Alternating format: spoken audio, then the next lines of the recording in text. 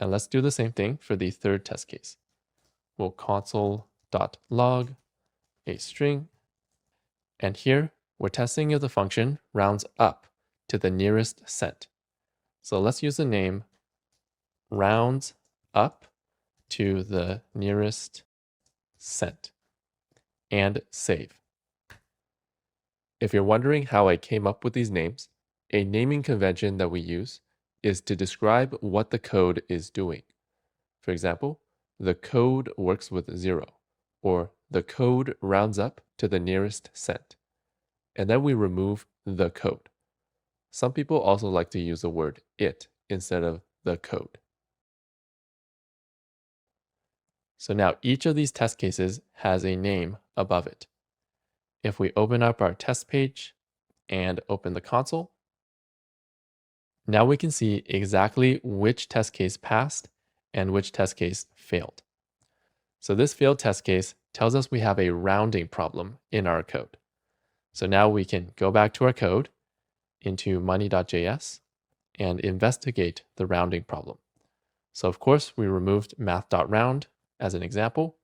We're just going to add it back to fix that failing test. Capital M math.round, open bracket, and close bracket.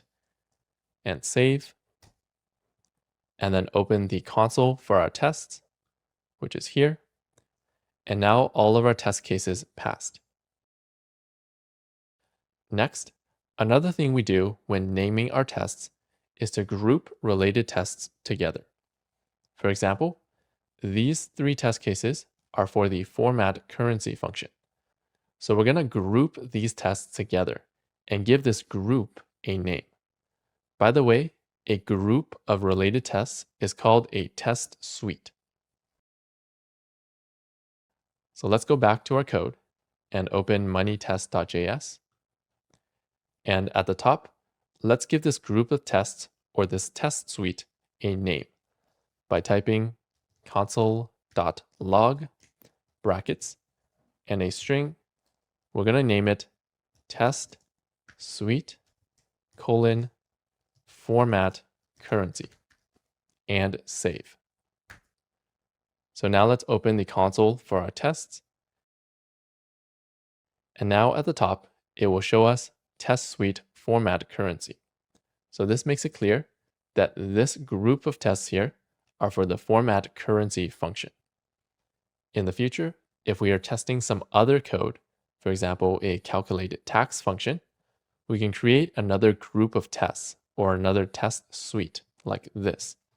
And this makes it clear that the second group of tests is for the calculate tax function. So this is how we name our tests and group our tests together to make it more clear what is being tested and which tests have passed or failed. And now we created our first set of automated tests. As you can see, automated tests are basically using code to test code, and they make it really easy to check if our code is working correctly. So now let's save this into Git. We're going to open the Git section, and our first change in moneytest.js, we created the tests for format currency, and then we created an HTML file to load our test code. So let's create a message describing these changes. Create automated tests for format currency and commit.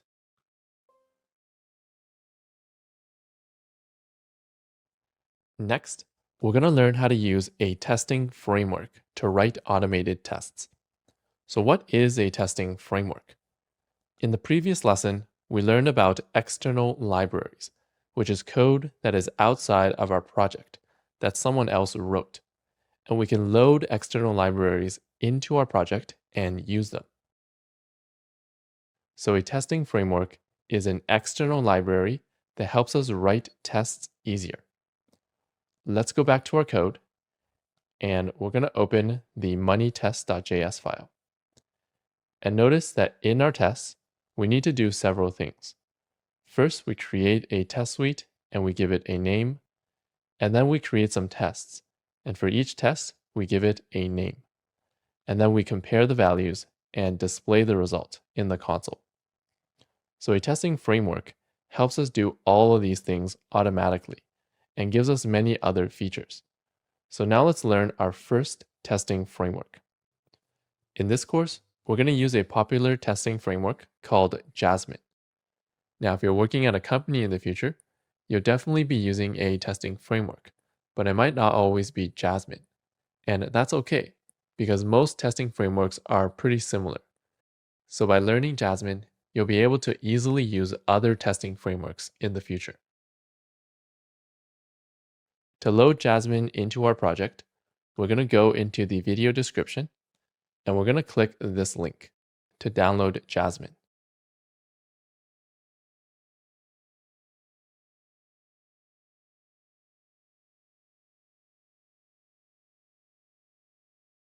So once that link opens, we're going to be on this page and we're going to scroll down and we're going to click this jasmine-standalone.zip file to download it.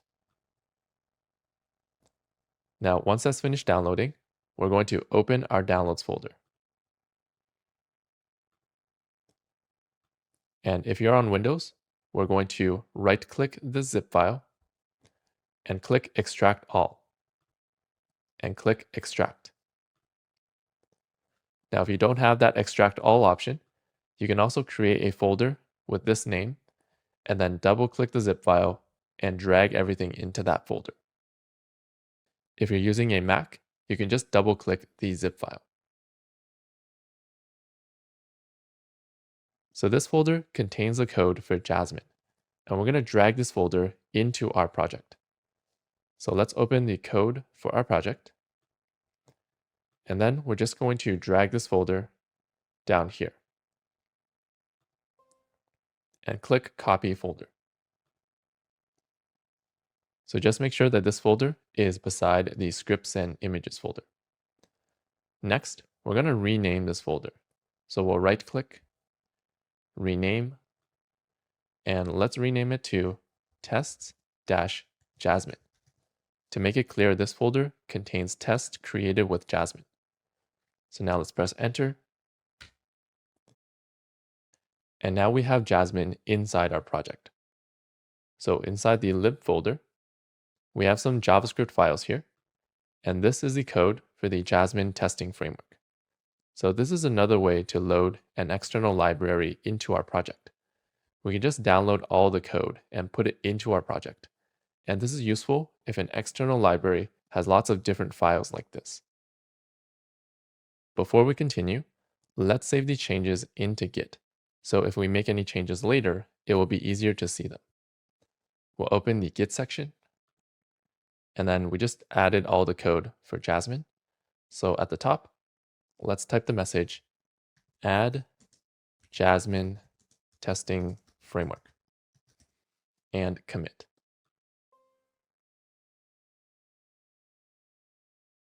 Now that we loaded Jasmine into our project, let's learn how to use it. So Jasmine has a documentation page that shows you how to use the testing framework. However, to save time, I'm just going to show you the features that we need, and you can read the documentation later if you want. So first, let's learn how to run tests using Jasmine. I'm going to close this for now. And then in our code, we're going to open the test-jasmine folder. And at the bottom, we're going to open this spec runner.html file. So this file loads all of the tests. So this does the same thing as our test.html file from before. And by the way, in Jasmine, spec is another name for test. So spec runner just means test runner. This file runs all the tests. So let's actually rename this file to tests.html so we can match what we had before and compare the two. So here we're going to right click and rename tests.html and press enter. And now let's open this file and take a look at the code that's inside. So here at the top, this is the code for the Jasmine testing framework. So we're just loading the framework up here. Below that, here we have the code that we want to test. So this code is sort of like the money.js file that we were testing earlier. And then at the bottom, these files contain the tests. So these files are sort of like the money.test.js file that we had earlier. And you'll notice that these are in a spec folder. So as a reminder, in Jasmine, spec is another name for test. So this is basically the test folder. This folder contains all of our tests. So now let's run these tests. And to do that, we just need to open this HTML file in Live Server, just like we did before. So for this file, we're going to right-click and open with Live Server.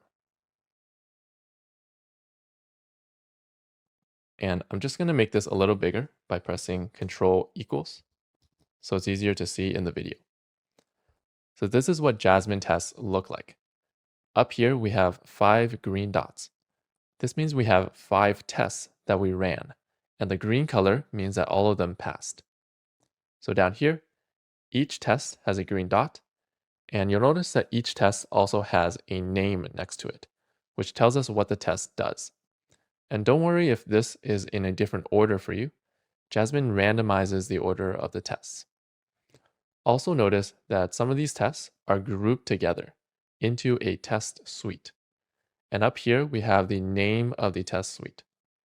So as you can see, a testing framework helps us do all of the things we were doing before. And it also provides a nice looking website where we can see the test results. So a testing framework is just an external library that helps us write tests easier. Now that we know what Jasmine and a testing framework is, let's learn how to write our tests using Jasmine. First, we're going to go back to our code. And we're going to remove the example code provided by Jasmine. So down here, we'll remove these 4 script tags. And let's also remove the source folder. So we'll right-click Delete, as well as the spec folder. Right-click Delete. But make sure we keep this lib folder because this contains the code for Jasmine. And now inside test-jasmine, we're going to create a new file for our tests. So we'll create a new file. And let's say that we're testing money.js again. So let's name it the same thing here, money.test.js, and press enter. And now let's create the same tests we had before, but using Jasmine this time. So to make it easier for the video, I'm just going to take this file and drag it to the top here, so we can see these two side by side.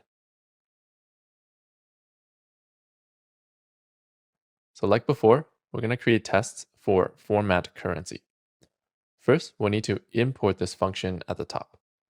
So let's just actually select this and right-click, copy, and then down here, right-click and paste. And just make sure that this file path still works. So our moneytest.js file has to be inside tests-jasmine, and this folder should be beside the previous test folder.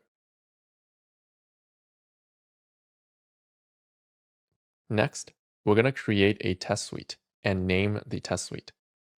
So in Jasmine, to create a test suite, we're going to use a function called describe. So this describe function is provided by Jasmine, and it creates a test suite.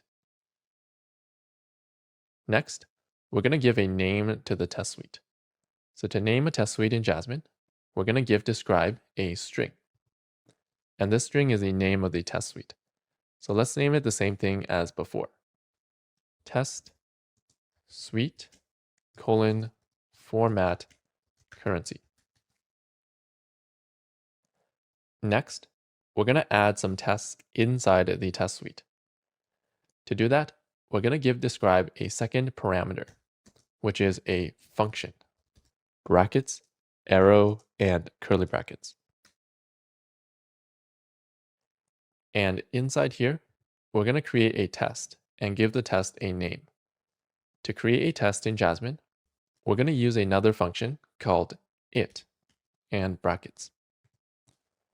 So it is another function provided by Jasmine, and this creates a test. Next, let's give a name to our test so that we know what it's doing. To name a test, we're going to give it a string, and this is going to be the test name. So let's name it the same thing we had before. Converts cents into dollars. And now we're going to add some code into our tests. To do that in Jasmine, we're going to give it a second parameter, which is another function, brackets, arrow, and curly brackets. So this is the code inside the test. And in this test, we need to compare these two values and display the result. In Jasmine, instead of creating an if statement and displaying the result ourselves, Jasmine provides us another function to do all of this. And that function is called expect and brackets. So expect lets us compare a value to another value. For example, let's give expect the first value that we want to compare, which is format currency 2095. So we'll type format currency brackets 2095. And now to compare this value to another value, expect gives us an object. And this object has many methods we can use to do comparisons. So one of the methods we can use in this object is dot to equal brackets. And then inside these brackets, we'll put another value that we want to compare this to. So we want to compare this to the string 20.95. And that's it. This checks if this value is equal to this value, and then displays the result on the page. So it does everything that we did before, except with one line of code. And you'll also notice that Jasmine's code is designed so that it reads like English. For example, we expect format currency 2095 to equal this string. And this makes the test code easier to read. So we just created our first test suite and our first test using Jasmine. Now let's run this test. To do that, we just need to run this JavaScript file inside test.html. So first, let's save this file. And then inside test.html, we're going to load this file. So in here, at the bottom, we're going to create a script tag. And we'll give it a source attribute, src equals double quotes. And we're going to load moneytest.js. Test.js. And remember, our test file uses import. So we also need to give it the attribute type equals module. So this file has access to JavaScript module features. So now let's save, and we'll open this file in our browser. So we should have it open from before. If you don't, you can right-click and open with live server. So we'll open the test page, and now you can see that we have our one test that we created here, and it's passing, so it's green. You can see here that we created a test suite with a name, and we also created a test with this name. So we just created the first test that we had before, except using Jasmine this time. And you can see that Jasmine also creates a nice website for us to see the test results. Okay, now that we learned how to use Jasmine to create a test, let's get some practice and create the rest of our tests from before. We'll go back to our code and open moneytest.js. And here, we're going to create the other two tests that we had here. So at the bottom, inside the same test suite, we're going to create another test using the function it, brackets, and we'll give it a string, which is the test name, And let's name it the same as before.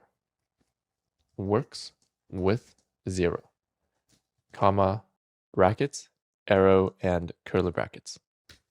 And now we can put something inside this test.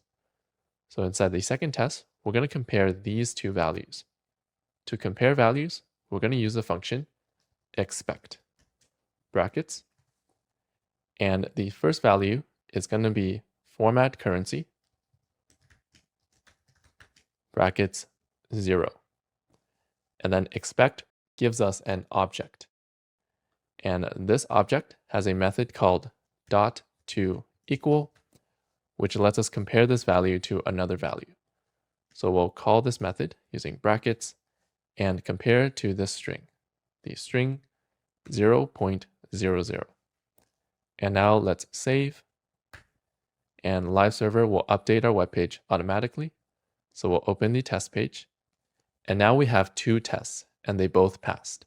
So that's how we create the second test using Jasmine. And again, don't worry if this is in a different order for you. Jasmine randomizes the order of the tests. Finally, let's create that third test that we had before.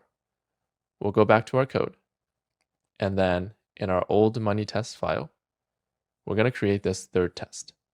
Feel free to pause the video if you want to give it a try yourself. So we'll scroll down, and we'll create another test inside this test suite using the function it, brackets, and a string, and we'll give it the same test name as before.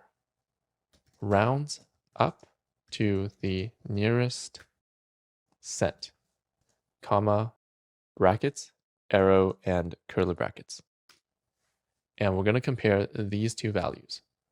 So we use expect, brackets, and give it the first value, format currency, brackets 2000.5, and to compare it, we'll use the method dot to equal, brackets, and compare it to 20.01, and save. And let's go back to our test page, and now we have 3 tests, and all 3 of them passed. So we recreated the tests that we had before. Now let's try making one of these tests fail to see what it looks like in Jasmine. We'll open our code, and let's open the file utils/money.js.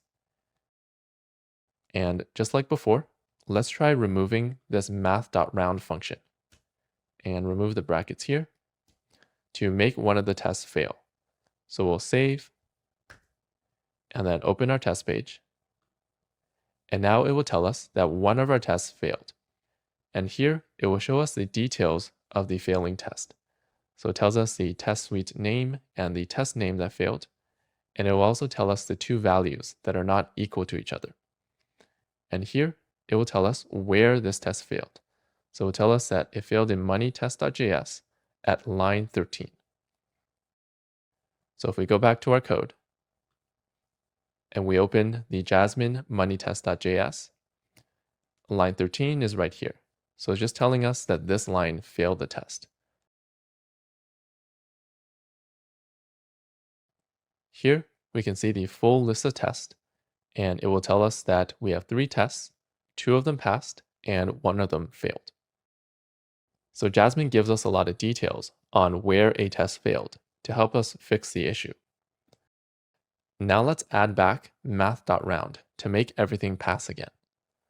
We'll open our code and open utils/money.js, and we'll just add back capital M math.round, open bracket and close bracket, and save. And if we check our test page, everything passes again. So this is how we use a testing framework like Jasmine to create tests. The testing framework gives us a bunch of functions such as describe, it, and expect, and then we use these functions to create our tests. So these functions have a lot of features inside them. They do all of the setup for us, and they also display the tests on a nice web page for us. Now there's one more thing I want to mention, which is we can use describe inside describe. This helps us organize our tests further. So now let's save our changes into Git. We'll open the Git section, and let's close this file at the top for now. So inside moneytest.js, we created all the tests that we had before for format currency, but using Jasmine this time. And for spec runner, we renamed this file to test.html. And finally, we deleted all the test code that came with Jasmine. So now let's add a message to describe our changes. Remove default tests and add money tests and commit.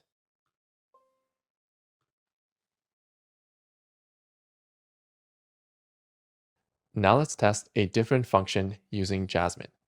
And along the way, we're going to learn some more features of testing frameworks. Let's go back to our code, and we're going to scroll to the top and open the data/cart.js file. So inside this file, we have a function called add to cart. So we're going to create tests for the add to cart function. First, since this function is in a different file, we're going to create a new test file. So we're going to scroll down, and let's close the test folder so we don't get confused. And then inside test-jasmine, we're going to click in this folder and then create a new file. And let's name it cart-test.js and press enter. So we name it the original file name, which is cart, and then just add test at the end. And to better organize our test files, we usually try to match the folder structure of the code. So for example, in our code, money.js is inside this utils folder. So inside our tests, we should also create a utils folder and put this file inside. So we'll create a new folder by clicking up here, and let's name it utils and press enter, and then move the moneytest.js file inside. If it asks you if you want to update imports automatically, you can click yes. If you check your code, scroll to the top, make sure that your file path starts with .. because now we're inside another folder. VS Code sometimes updates the file paths for us automatically, but if it doesn't, we can just add an extra .. in front ourselves. And we're also going to open moneytest.js and save this file. Next, if we scroll up, cart.js is inside a data folder. So inside our tests, we're also going to create a data folder. Let's click cart-test.js. We'll create a new folder, and let's name this the data folder and press enter. And then move cart-test.js inside here.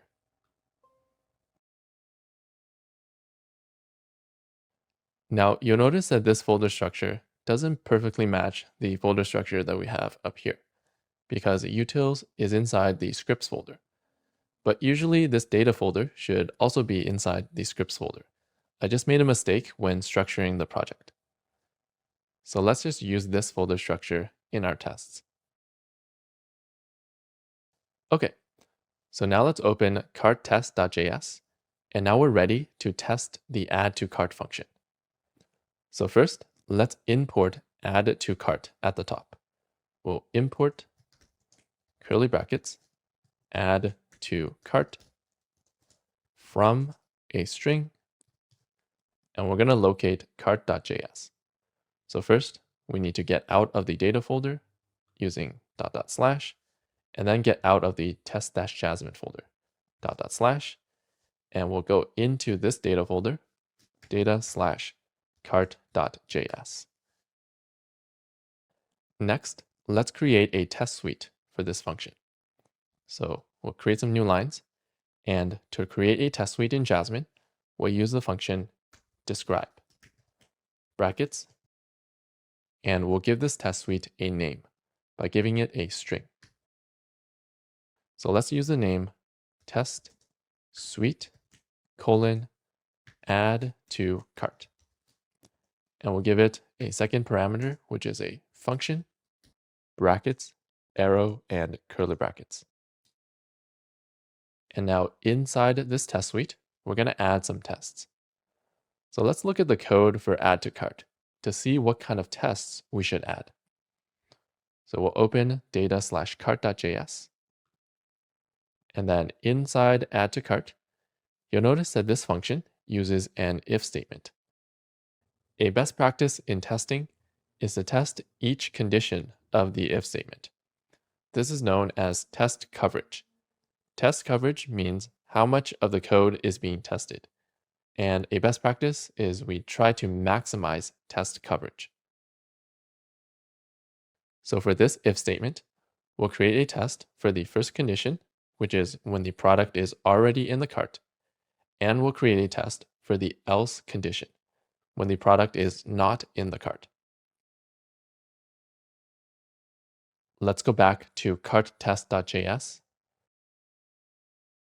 And inside this test suite, we're going to create a test using the function it, brackets, and we'll give it a string. And this will be the test name.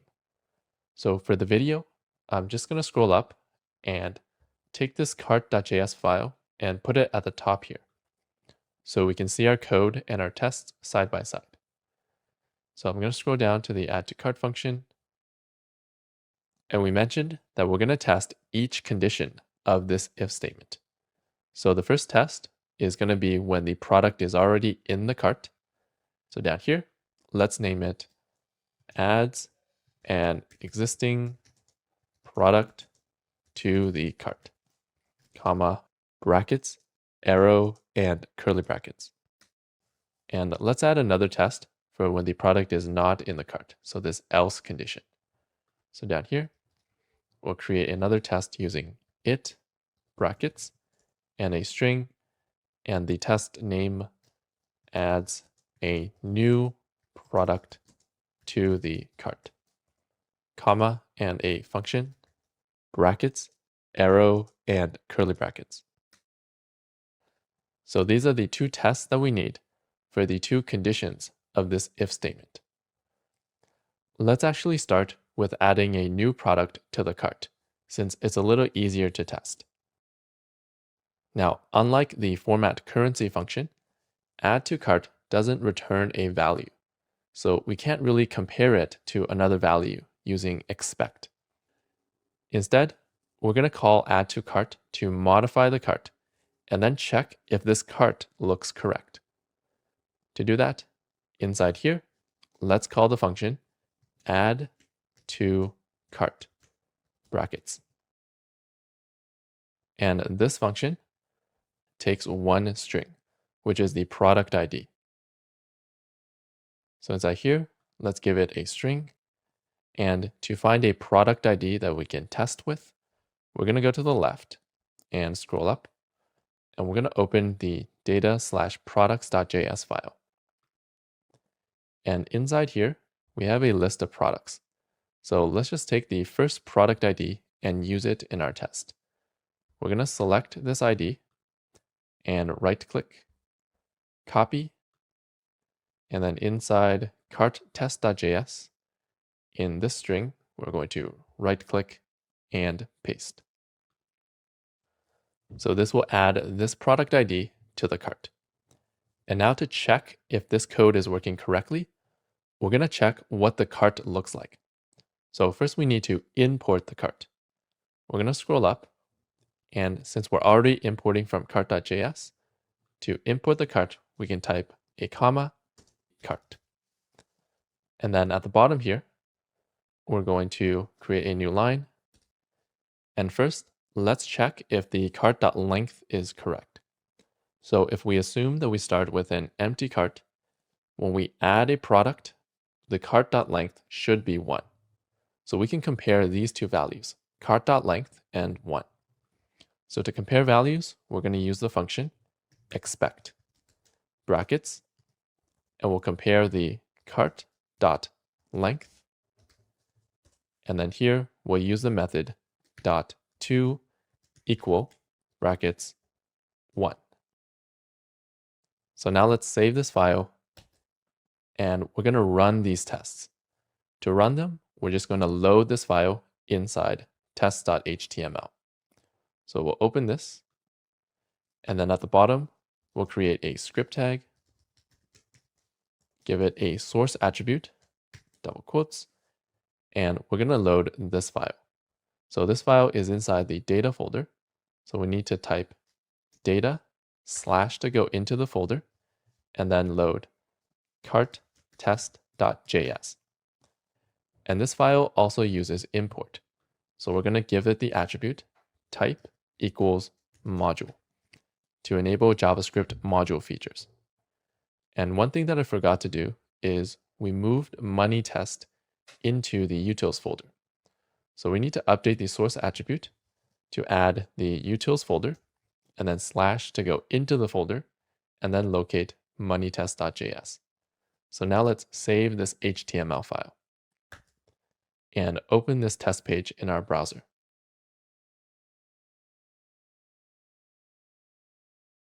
And now we should have 2 additional tests. And the test that we just created should fail. If it doesn't fail for you, you can go into your console and run localstorage.clear. And then refresh the page, and it should fail. So this tells us that the failure happened in the test suite add to cart. In the test, adds a new product to the cart, which is the one we just created. So it's telling us that the cart.length is not equal to 1. It's equal to a different number. So why is this happening? Let's go back to our test, open cart.test.js, and in here, remember that we assumed the cart starts as empty, and if we add a product, the cart.length would be 1. However, the cart doesn't actually start as empty. In cart.js at the top here, we're loading the cart from local storage. If there's nothing in local storage, we use this default cart. So our starting cart depends on what's inside local storage. And this is a big problem when testing, because local storage can change. If there's an empty cart saved in local storage, our test will pass. But if there's not an empty cart in local storage, then this test will fail. This is known as a flaky test, a test that sometimes passes and sometimes fails, even if we don't change the code. Now, to solve this problem, we're going to use a feature of Jasmine called mocks. A mock lets us replace a method with a fake version, and then we can make the fake version do anything we want. For example, when we load the cart from local storage, we're using localstorage.getItem. So we can use a mock to create a fake version of getItem. And then we can make this fake version do anything we want, like return an empty array.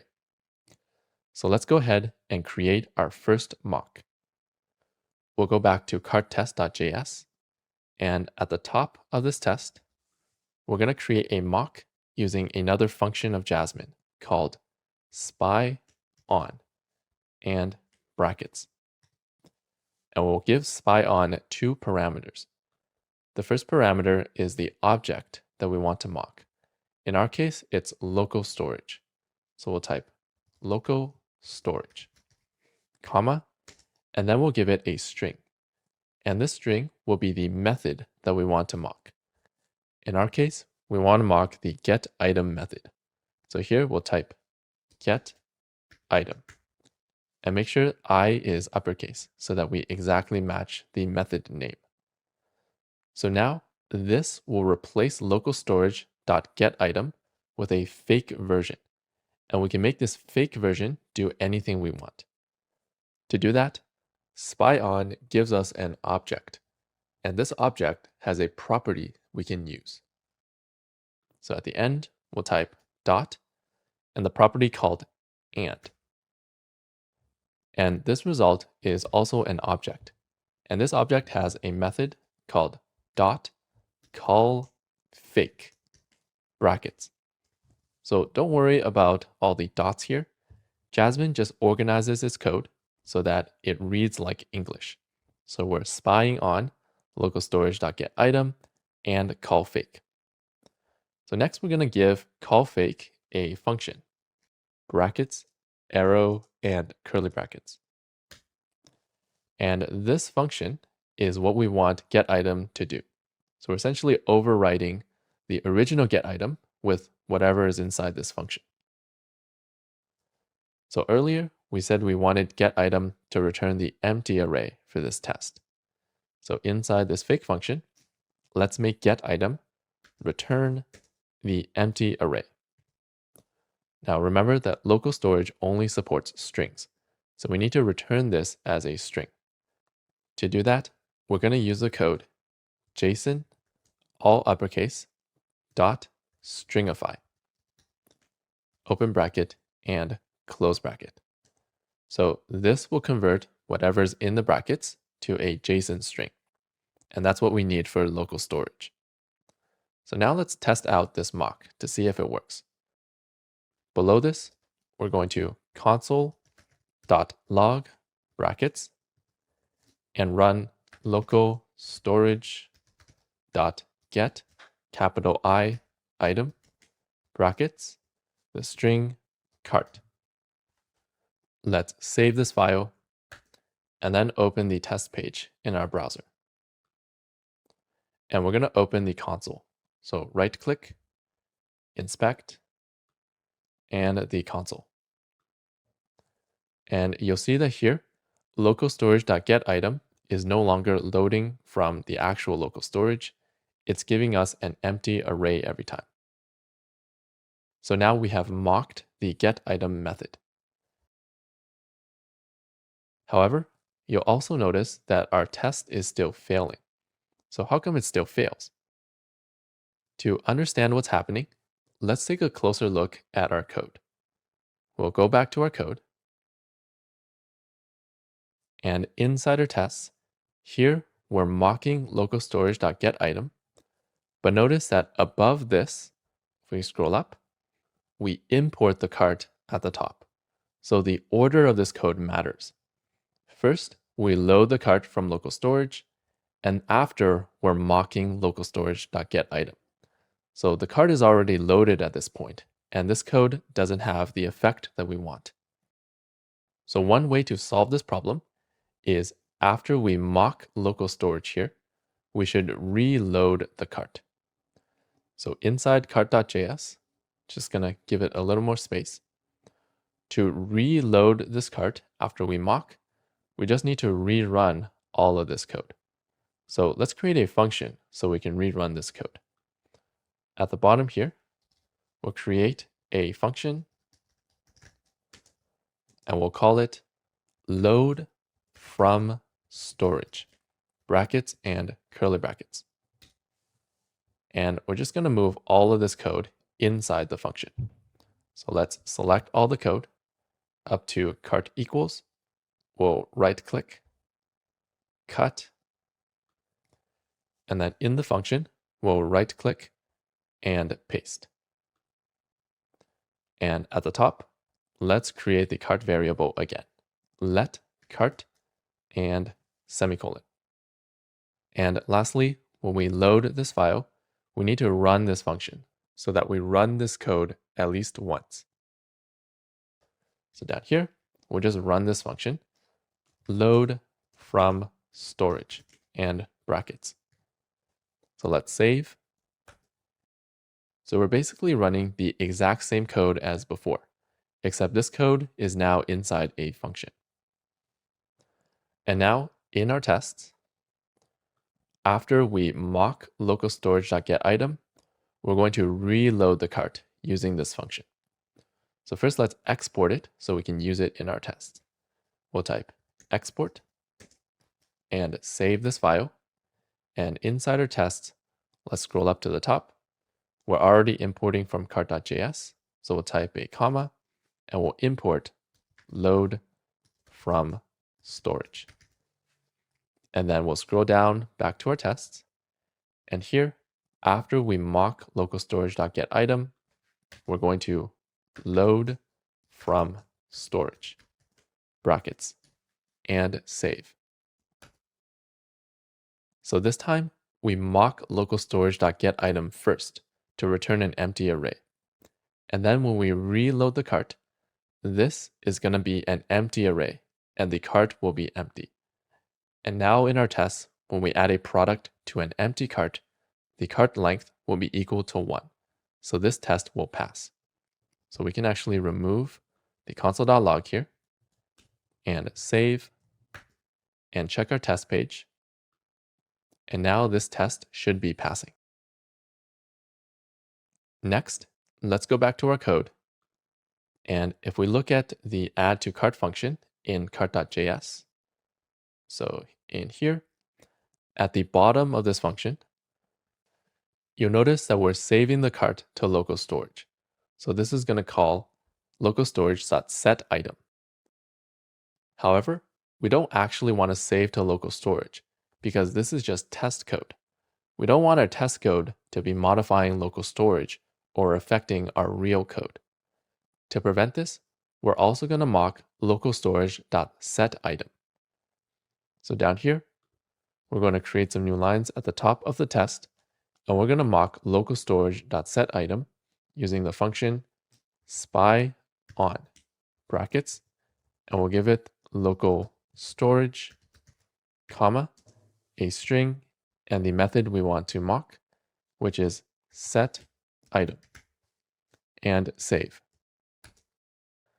And remember, the order of the code matters. So we want to mock local storage.setItem first, and then we call add to cart. So now setItem will be replaced with a fake version, and this will no longer save to local storage. Next, spy-on has another useful feature, which is it records every time a method is used.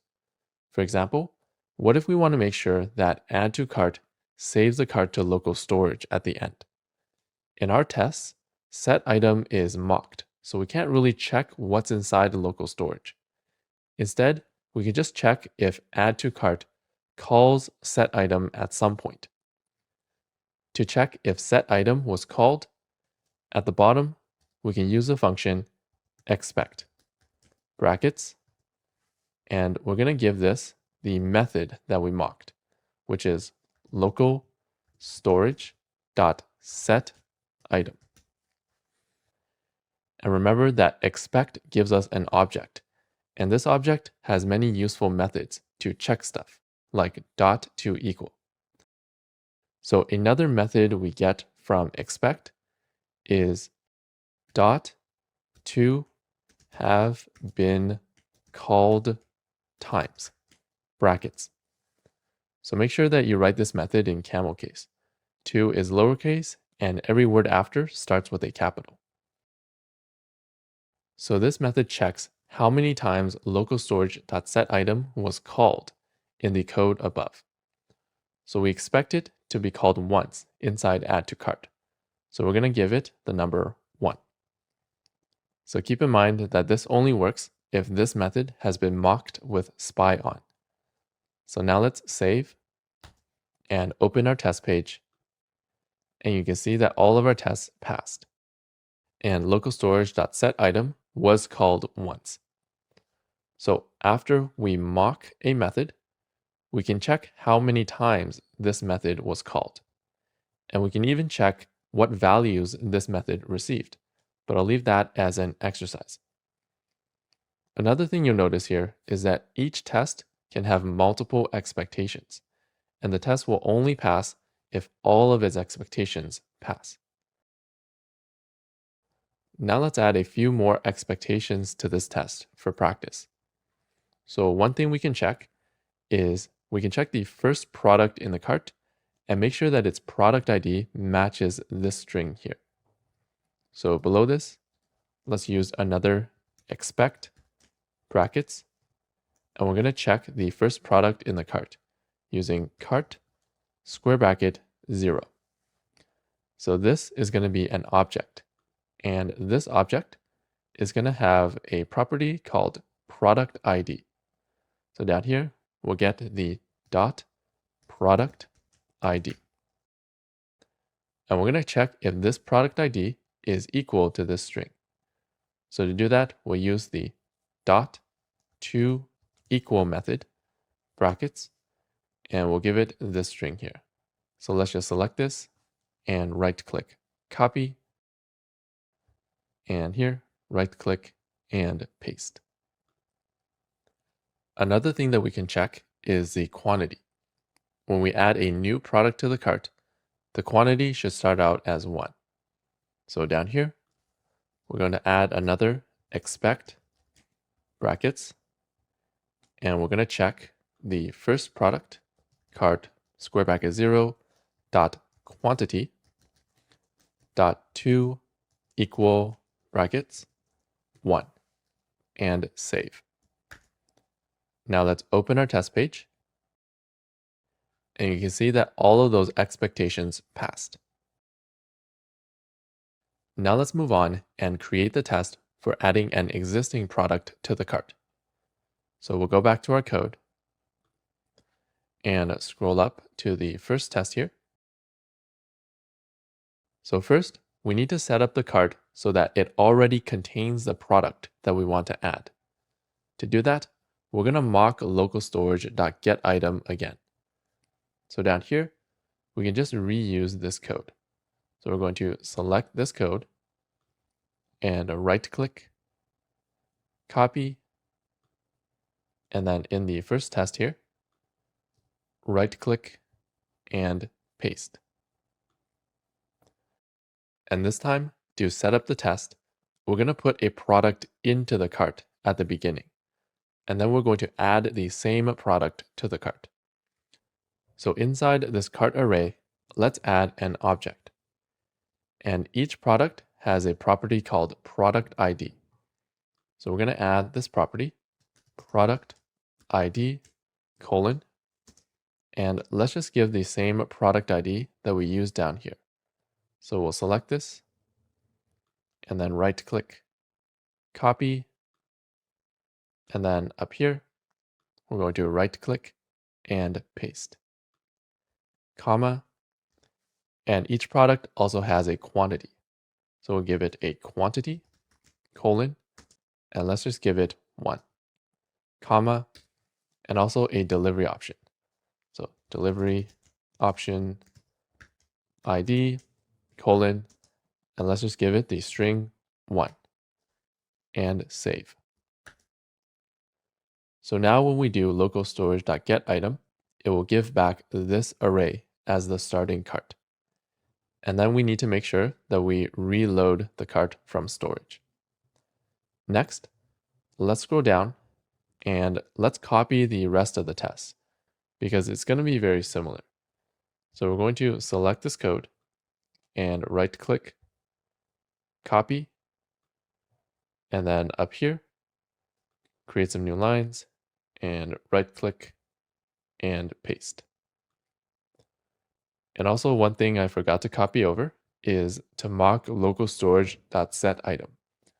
So at the top, let's also spy on brackets, local storage, comma, a string, set item. So a mock only lasts for one test. Once that test is finished, the method is no longer mocked. So that's why in this test, we also have to mock local storage.setItem. And now in this test, we're just going to modify these expectations so that they make sense for this test. If we add an existing product to the cart, the cart.length will still equal 1 because these product IDs match, and we're just increasing the quantity. We're still going to call local storage.setItem once, so this is correct still. The first item in the cart is going to have this product ID, and the only thing we're going to change is that the quantity is now going to increase by 1. So it's going to go from 1 to 2 this time. So everything is the same, except if we add an existing product, we're just increasing the quantity. Now let's save and check the test page. And now the existing product test is passing. And that's it. We created tests for the add to cart function. So now let's do some cleanup. And we're actually going to remove everything from local storage since we were modifying it earlier in the test and we might have messed it up. So on this page, we're going to right click, inspect, and open the console. And to remove everything from local storage, we're going to type the code local capital S storage dot clear and brackets and press enter. And then we'll refresh the page. Now finally, let's go into Git and save our changes. So we'll open our code and we can close this one for now. And we'll open the Git section. So in cart.js, at the top, we basically put all the code that loads the cart into a function so we can use it in our tests. And then here we moved moneytest.js into a utils folder. In test.html, we're loading the new carttest.js file. And then inside carttest.js, we added some tests for the add to cart function. So now let's create a message describing these changes. Create automated tests for add to cart and commit.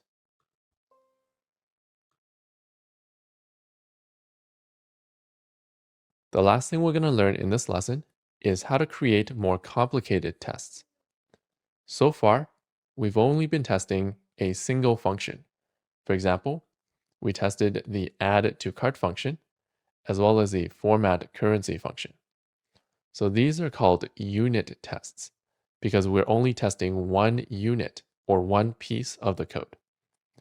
Now, what if we want to test a whole page or part of a page? This requires a more complicated test called an integration test. An integration test tests many units of code or pieces of code working together. For example, in our code, we're going to go to scripts/checkout/the order summary.js file. And we're going to test this render order summary function. So this function creates a whole section on the checkout page.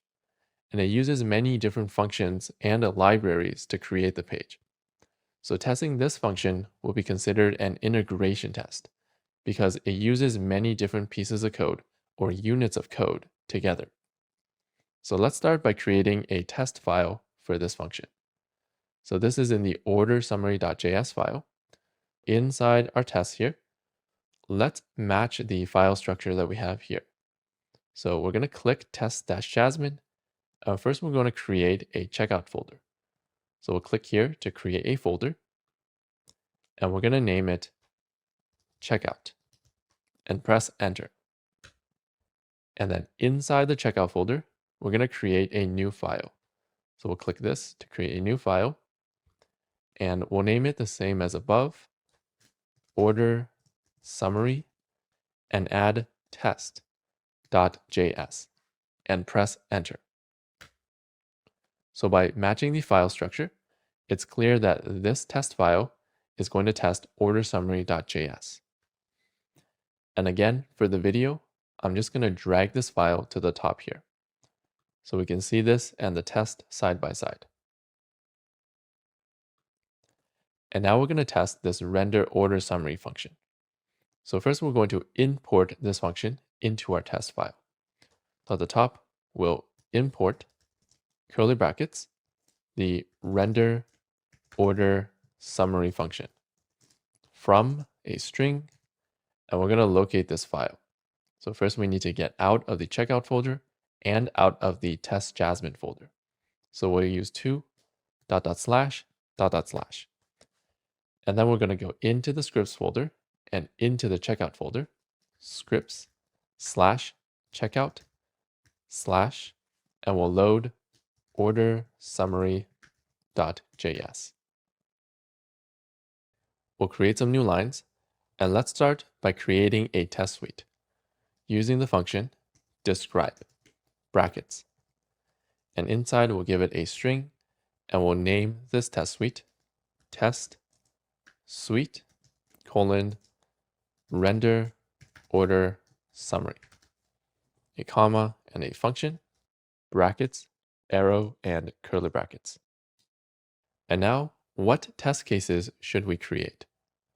Render order summary creates a part of the page. So when we're testing a page, the two things we need to test is how the page looks and how the page behaves. Let's start by testing how the page looks. Inside our test suite, we're going to create a test using it, brackets, and we'll name this test with a string. And this will just be a basic test case. So we'll describe what this function does, which is displays the cart, comma, and we'll give it a function, brackets, arrow, and curly brackets. And now we're ready to create the test. So render order summary usually displays the cart on the page. However, in our tests, where does this cart get displayed?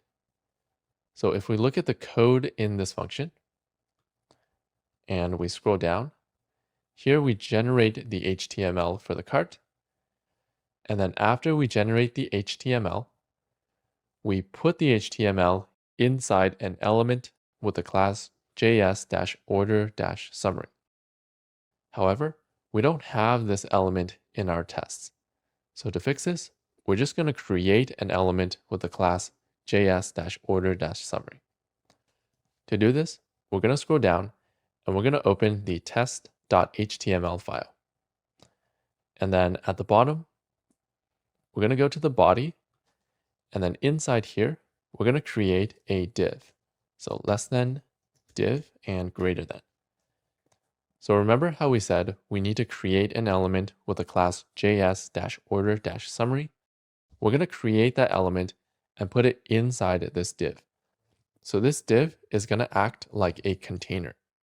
The reason we use a container is that when we create elements in our test, we don't want to be modifying the entire body because the body might contain our test results from Jasmine. So we put everything inside a container. So now let's give this div a class so we can use it in our JavaScript. We're going to give it a class equals double quotes, and we're going to call this the js-test-container. To make it clear, this is a container for all of our test code. And save. And now let's get this container into our tests. We can do that using document.querySelector, brackets, and a string, and we'll select the class using a .js-test-container. And then inside this container, we're going to create an element with the class js-order-summary. So to put something inside this element, we're going to use the property .inner capital HTML equals a template string.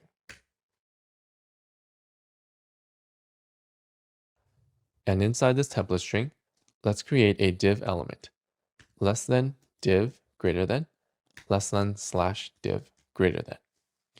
And as we mentioned, we'll give this element a class equals double quotes of js-order-summary. So this basically takes this HTML and puts it inside our test container. So it will put it inside here. And now we have the element that we need for render order summary. So when we call this function, it's going to create the cart and display it in this element here. Next, if we look at the code for render order summary and we scroll to the top, you'll notice that it takes the cart and then displays it on the page. But remember that by default, we load this cart from local storage, and this can cause problems in our tests, depending on what is inside local storage. So to fix this, we're going to mock local storage.getItem again to control exactly what's inside this cart. So let's actually open the cart test that we had before. And we're just going to copy paste this mock that we created. So we're going to start from here, this function, and we're going to select the code up to spy on get item, and then right click, copy, and then down here, we're going to right click and paste. And one other thing we need to do here is we don't have access to load from storage right now. So we need to import it. At the top, let's also copy the import that we had here. So we're going to select this and then right click, copy, and then down here, we're going to right click and paste the import. And we just need to make sure that this file path locates cart.js. So dot dot slash dot dot slash, it's going to go outside checkout and outside test-jasmine, and then it will go inside the data folder and then locate cart.js. So this file path is correct. And currently we're not using these two values, so we can just remove them.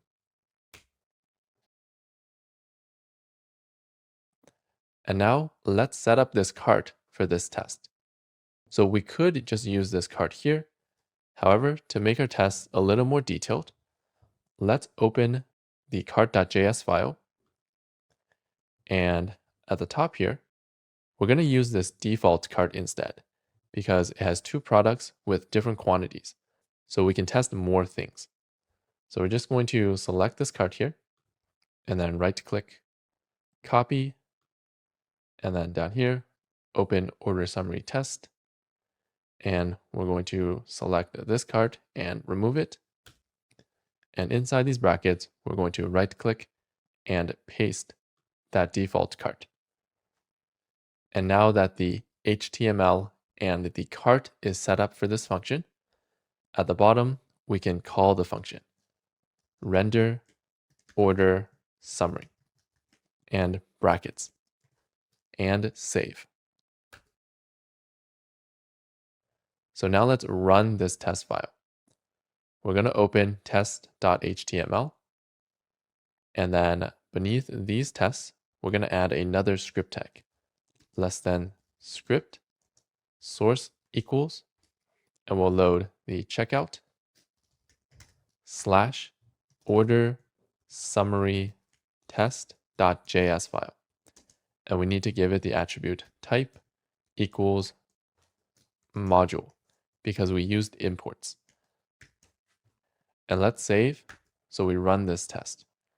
So we'll open our test page, and you can see that the cart was rendered onto this test page. And we still have our Jasmine results at the bottom here. So you notice that when we render this, it didn't load any CSS or images. And this is okay because we can't really use code to check if the page visually looks correct. However, we can use this to check the contents of the page, like if the products and the quantities are correct. So first, our cart has two products in it. So we can check if there were two products that were rendered on the page. Let's go back to our tests. And let's take a look at the order summary.js file. And when we render the order summary, we scroll down. For each product in the cart, we create an element with the class cart-item-container.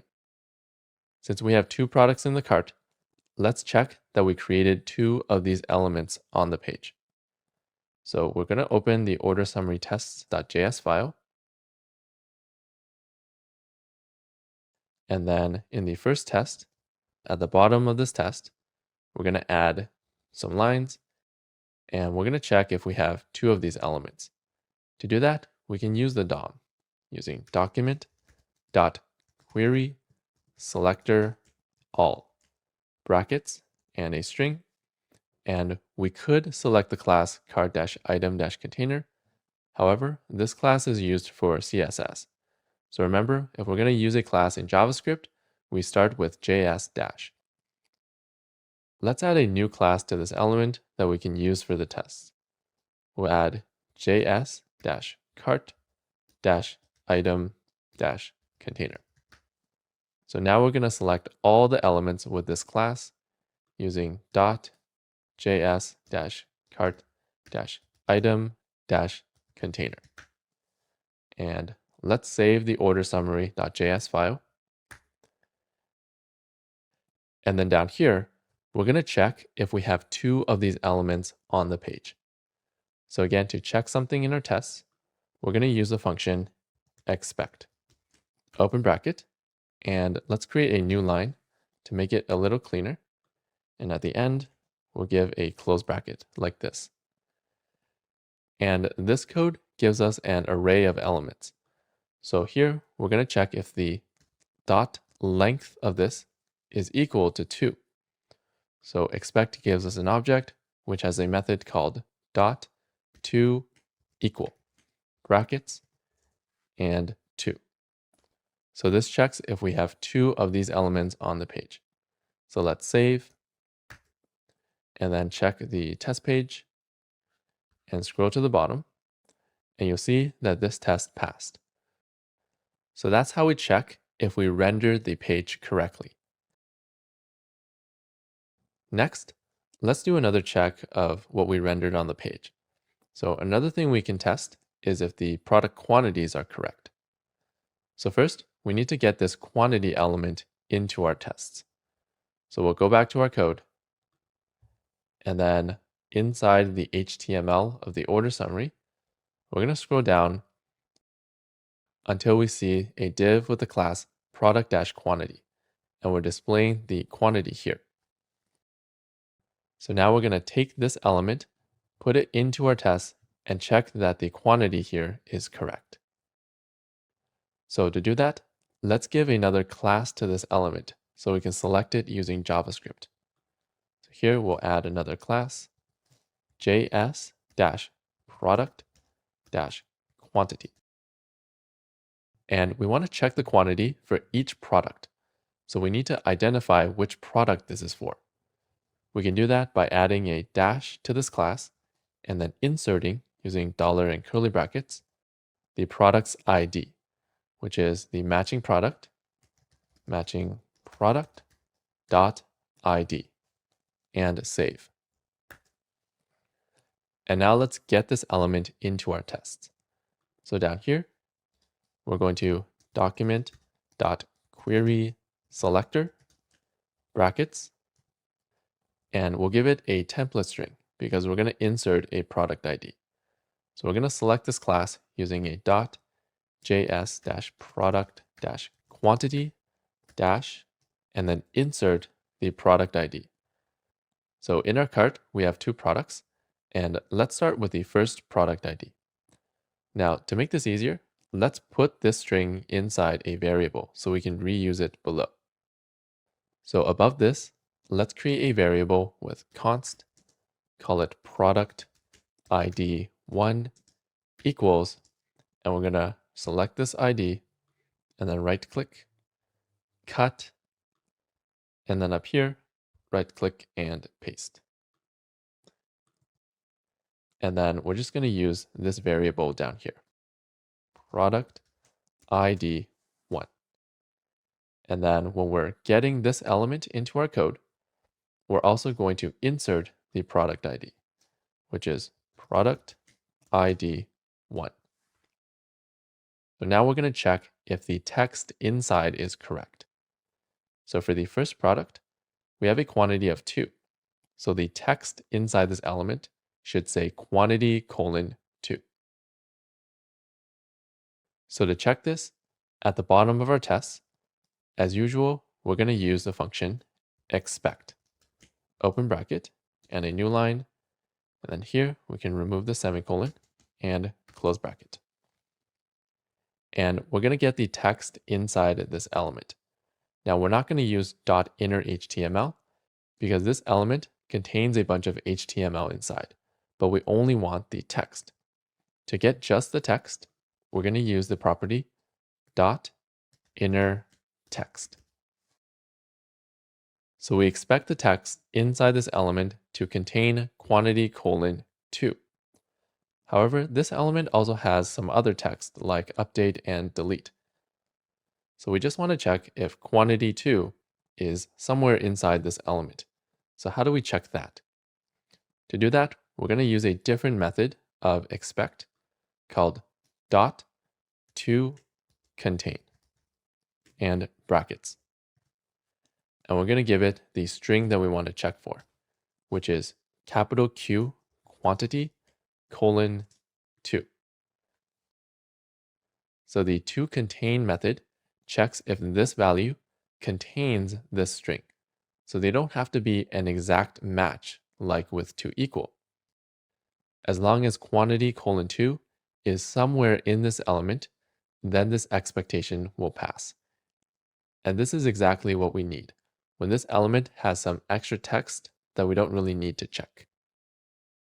So now let's click our test file and save and open the test page.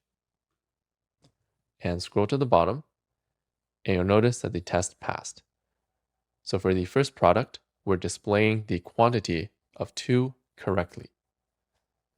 Let's also check the quantity of the second product. We'll go back to our tests, and just like before, let's create a variable to store this ID. So we'll create a variable with const product ID2 equals, and we'll select this ID and right click, copy, and then here, right click and paste. And then we'll remove this and use the variable product ID2. And then at the bottom, we're going to get the quantity element for product 2. So let's just copy this code because it's very similar. We'll select it, right click, copy, and then down here, right click and paste. So this time we're going to get the quantity element for product ID 2. And in our cart, product 2 has a quantity of 1. So down here, we're going to check if the text contains quantity colon 1 and save. And let's open our test page and scroll to the bottom, and this test passed. So we're displaying the quantity of both products correctly on the page. The second thing we can test in an integration test is how the page behaves. For example, on this page, we can click the delete link to remove a product from the page. So let's create a new test to make sure that the delete link behaves correctly. We'll open our test code, and at the bottom, we're going to create a new test using the function it and brackets. We'll give it a name, and let's describe what the behavior should be, which is removes a product, comma, and a function, brackets, arrow, and curly brackets. Now let's do the same setup as the first test. So we start with 2 products in the cart.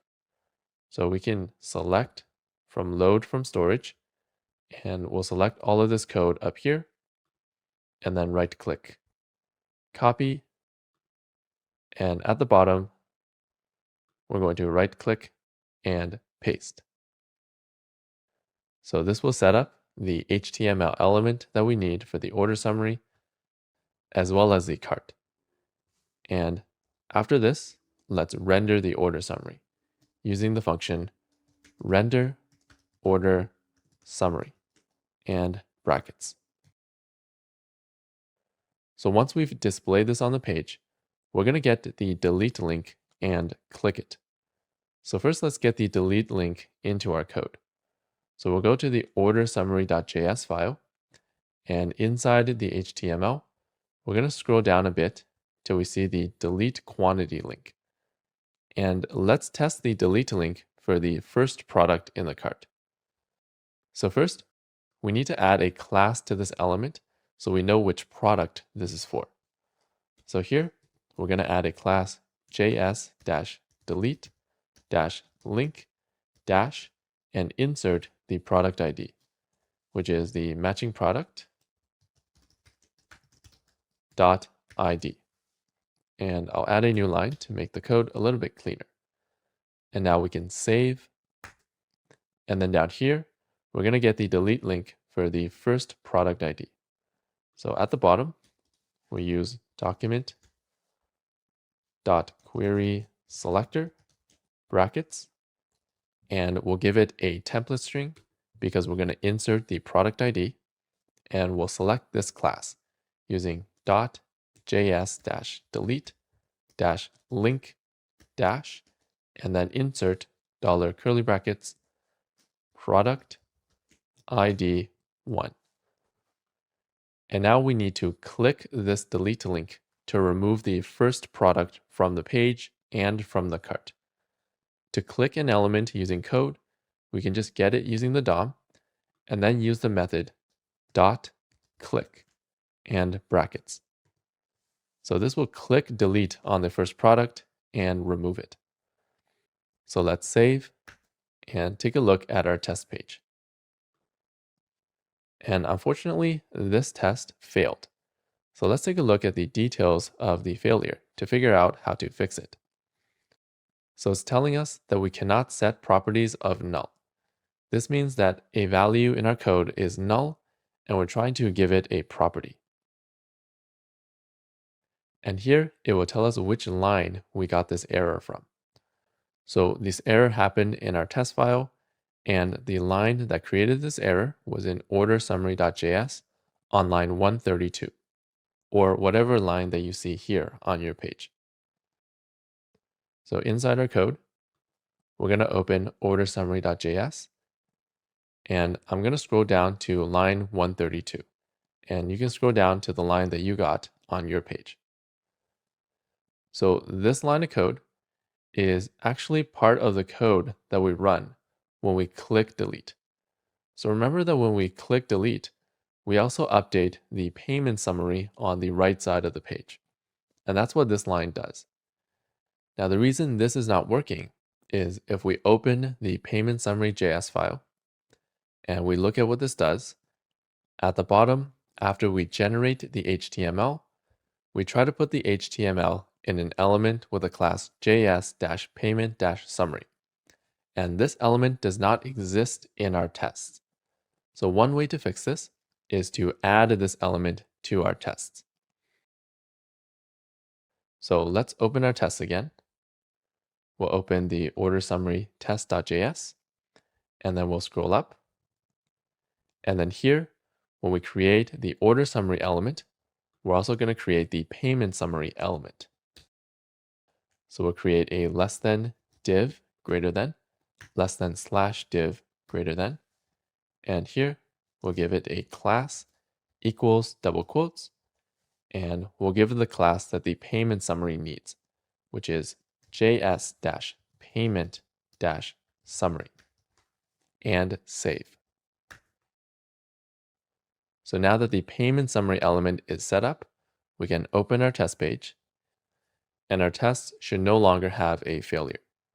So you also notice that the payment summary got rendered or displayed on the page.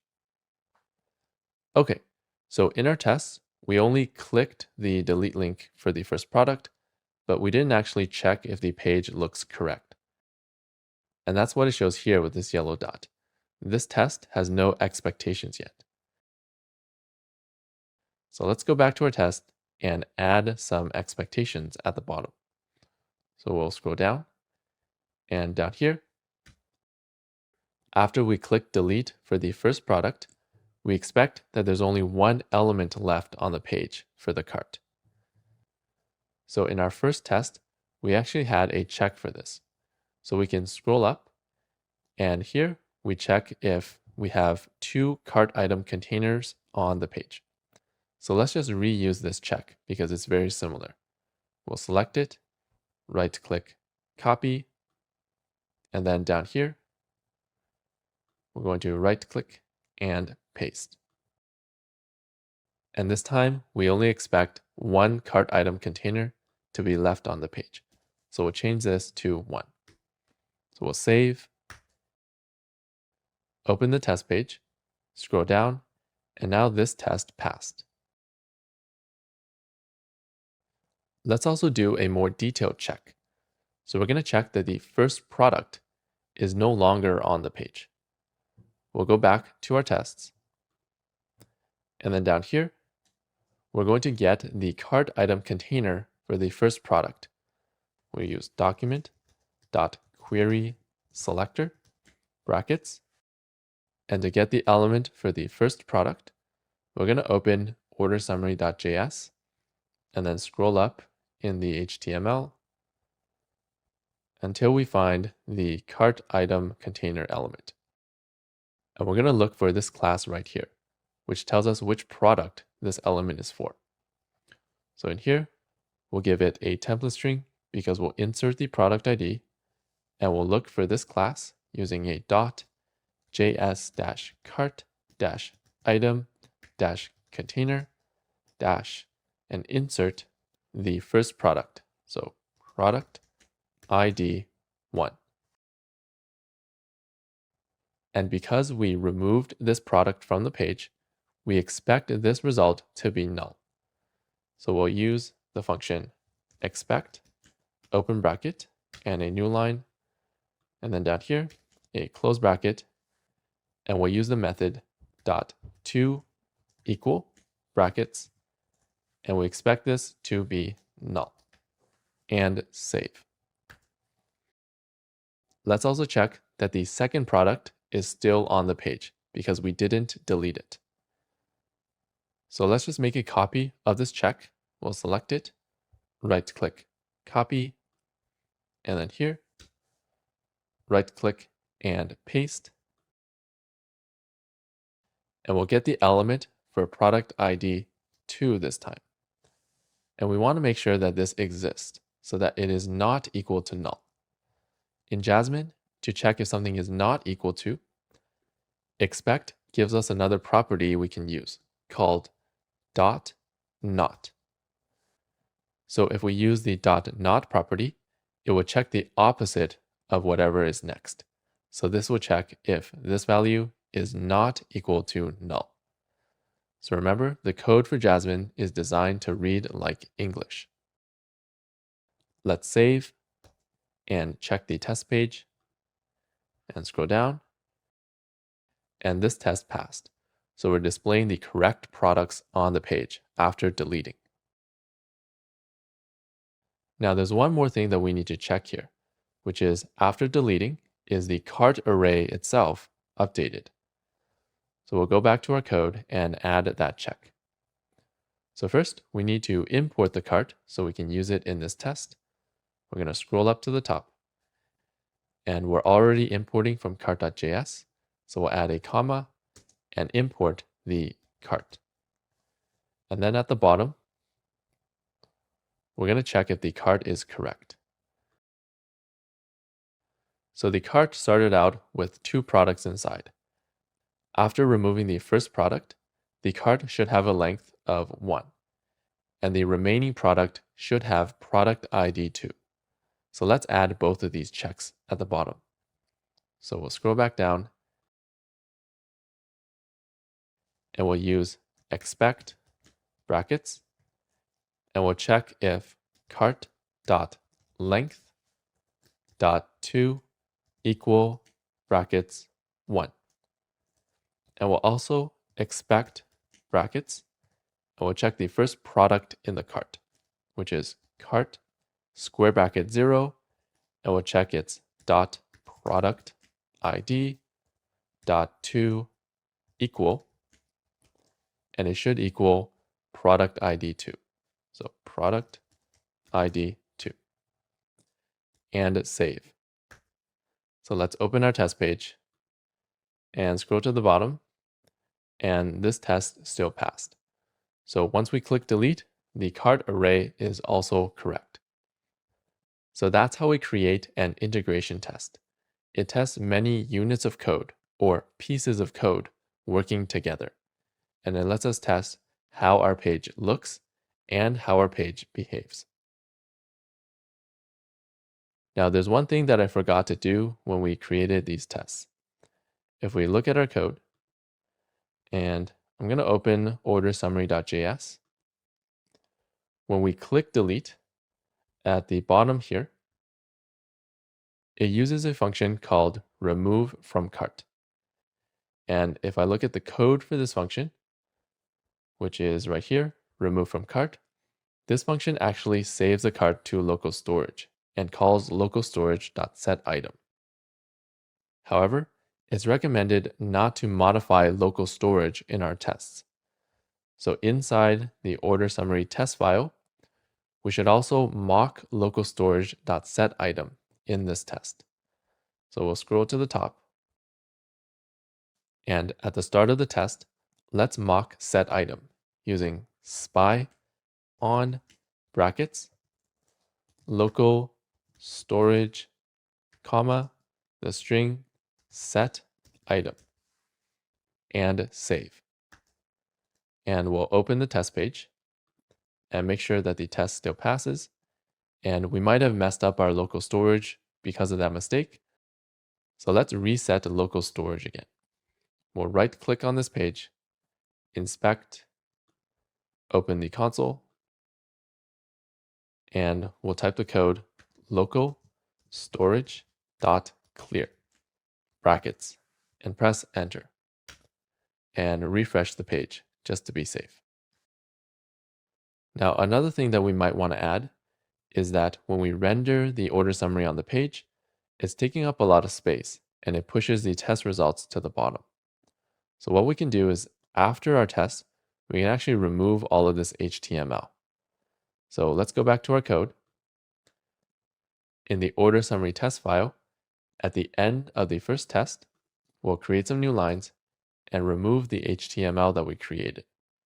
To do that, we can scroll up to this code. So to remove the HTML, we can just set this element's inner HTML to the empty string. So we'll select this code, right click, copy, and then down here, right click and paste. So in our test, all the HTML we created was placed inside this test container, and we're just going to remove all that HTML by setting the inner HTML to the empty string. And we'll do the same thing for the second test. So we'll select this code, right click, copy, and then down here at the bottom, we'll right click and paste. So this is just some cleanup we can do at the end of each test. Let's save and look at our test page. And now all the HTML that we generated is gone, and we can see the test results more clearly. Lastly, we're going to learn a shortcut we can use in Jasmine called hooks. A hook lets us run some code for each test. For example, if we go back to our code, notice that before each of our tests, we do a bunch of setup here. So we can actually share all of this code between our two tests using a hook. So to create a hook, we're going to scroll up to outside of both of these tests. And at the top of the test suite, we're going to use another function provided by Jasmine called before capital E each brackets, and we'll give this a function brackets, arrow, and curly brackets. So this is called a before each hook, and it will run this function before each of our tests. So inside this function, we can put our setup code so that we run the setup code before each of our tests. Let's actually take the setup code for the second test because it's a little more detailed.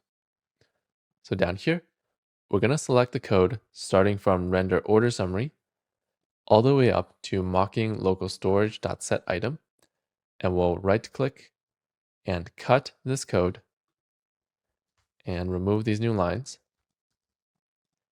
And then at the top, inside before each, we're going to right click and paste.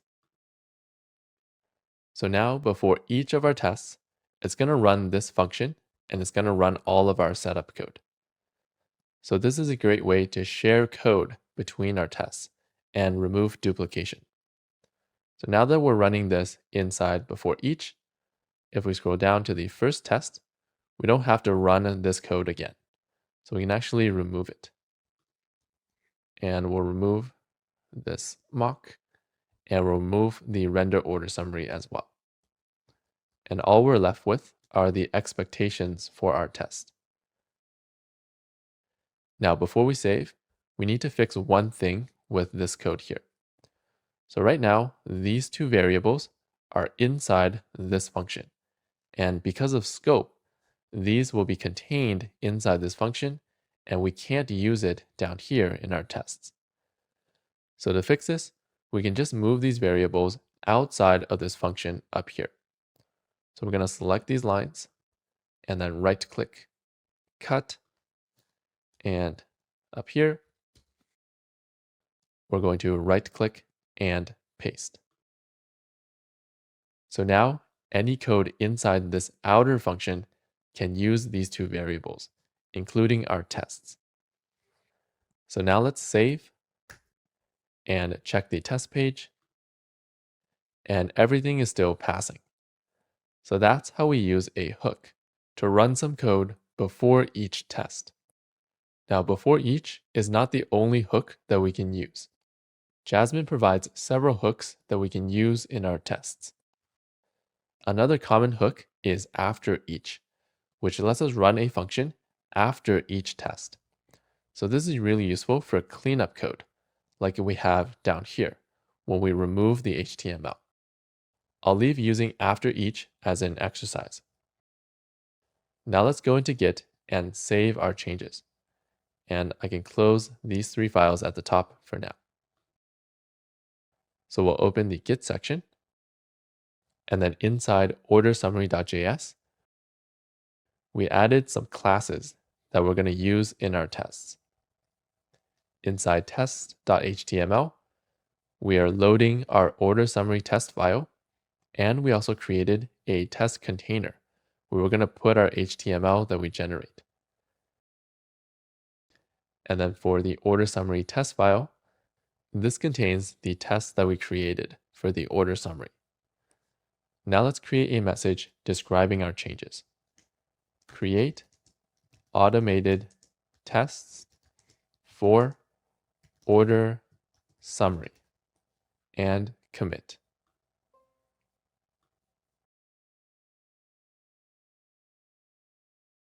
Now that we've created all these tests for our project, when we make some changes to our code, we can just open the testing page and it will rerun all of our tests. So here's the process that we do when we write code. First, we make changes to our code, and then we rerun the tests to make sure that everything still works. And finally, we save our changes into Git. Now, before we end the lesson, we're going to do one more cleanup.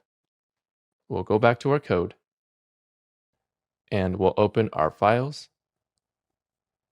And here, we usually organize all of our tests into a folder called tests. However, in this lesson, we named this folder test-jasmine because we wanted to compare this folder to tests that were created without a testing framework.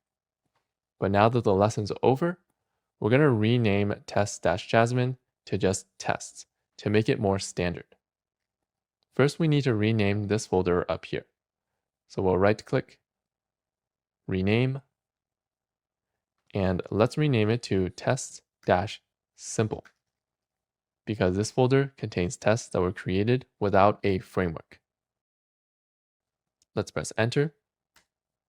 And now we can rename test-jasmine to tests by right-clicking, rename, and rename it to tests, and press enter.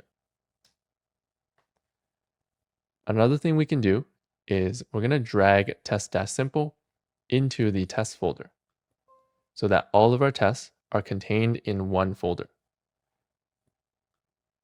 So if it asks you to update the imports, you can click yes.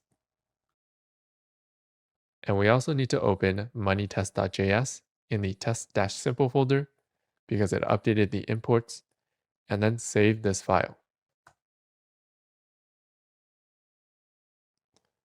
Finally, we're going to run all of our tests again to make sure everything still works after we move things around. So because tests.html is inside a different folder now, we need to reopen this with Live Server. So we'll right-click and click Open with Live Server. And it'll show us that all the tests are still passing. So our code is still correct. So now we can close some of these extra tabs here and save our changes into Git. We'll open the Git section, and all of these changes are related to renaming the folders. So we'll give a message at the top, rename test-jasmine folder to tests, and commit.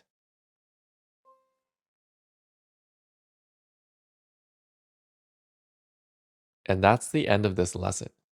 In this lesson, we learned how to test our code using manual and automated tests. We learned how to organize our tests using test cases and test suites. We learned how to use a testing framework like Jasmine to help us write tests easier. We learned how to mock and spy on methods. We learned how to test web pages using integration tests. And we learned about hooks, which lets us share code between our tests. Here are some exercises to help you practice what we learned in this lesson.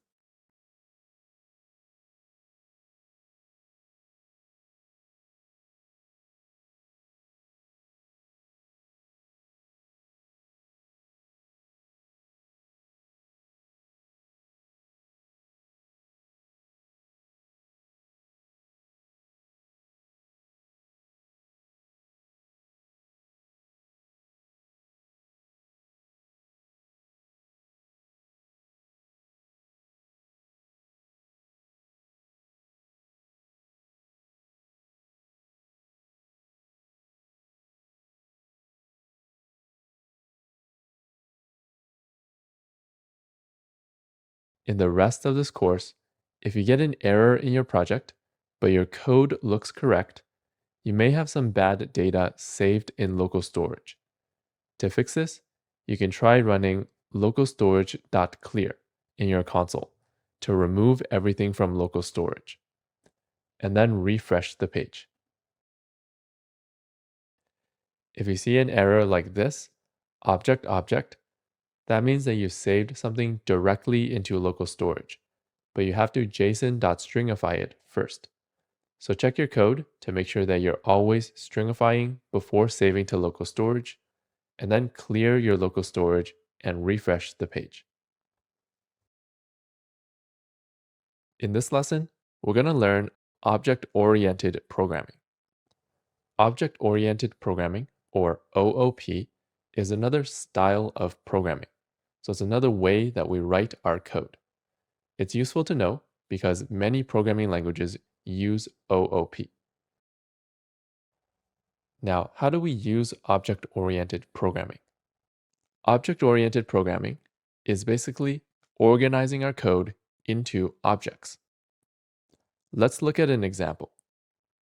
We're going to go to our code, and we're going to scroll up and open data/cart.js. Inside this file, we have the code for our cart. And you'll notice that for the cart, we have some data at the top, and then we have a bunch of functions at the bottom that modify the cart. And these are separate from each other, the data and the functions. So this style of programming that we've been using throughout this course is called procedural programming. Procedure means a set of step-by-step instructions. And this is basically a function. So in procedural programming, we organize our code into separate functions like we did here. On the other hand, in object-oriented programming, we organize all of this code into an object. So we put everything together into an object.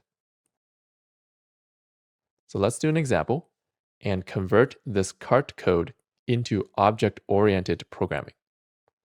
We're going to click cart.js, and inside this folder, we're going to create a new file by clicking here. And let's name this file cart-oop,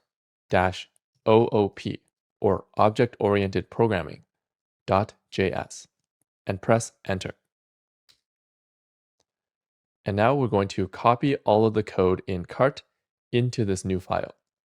So let's open this, and we'll click in this file, and then we'll type Control A or Command A to select all the code, and then right-click, copy, and inside cart-oop, we're going to right-click and paste.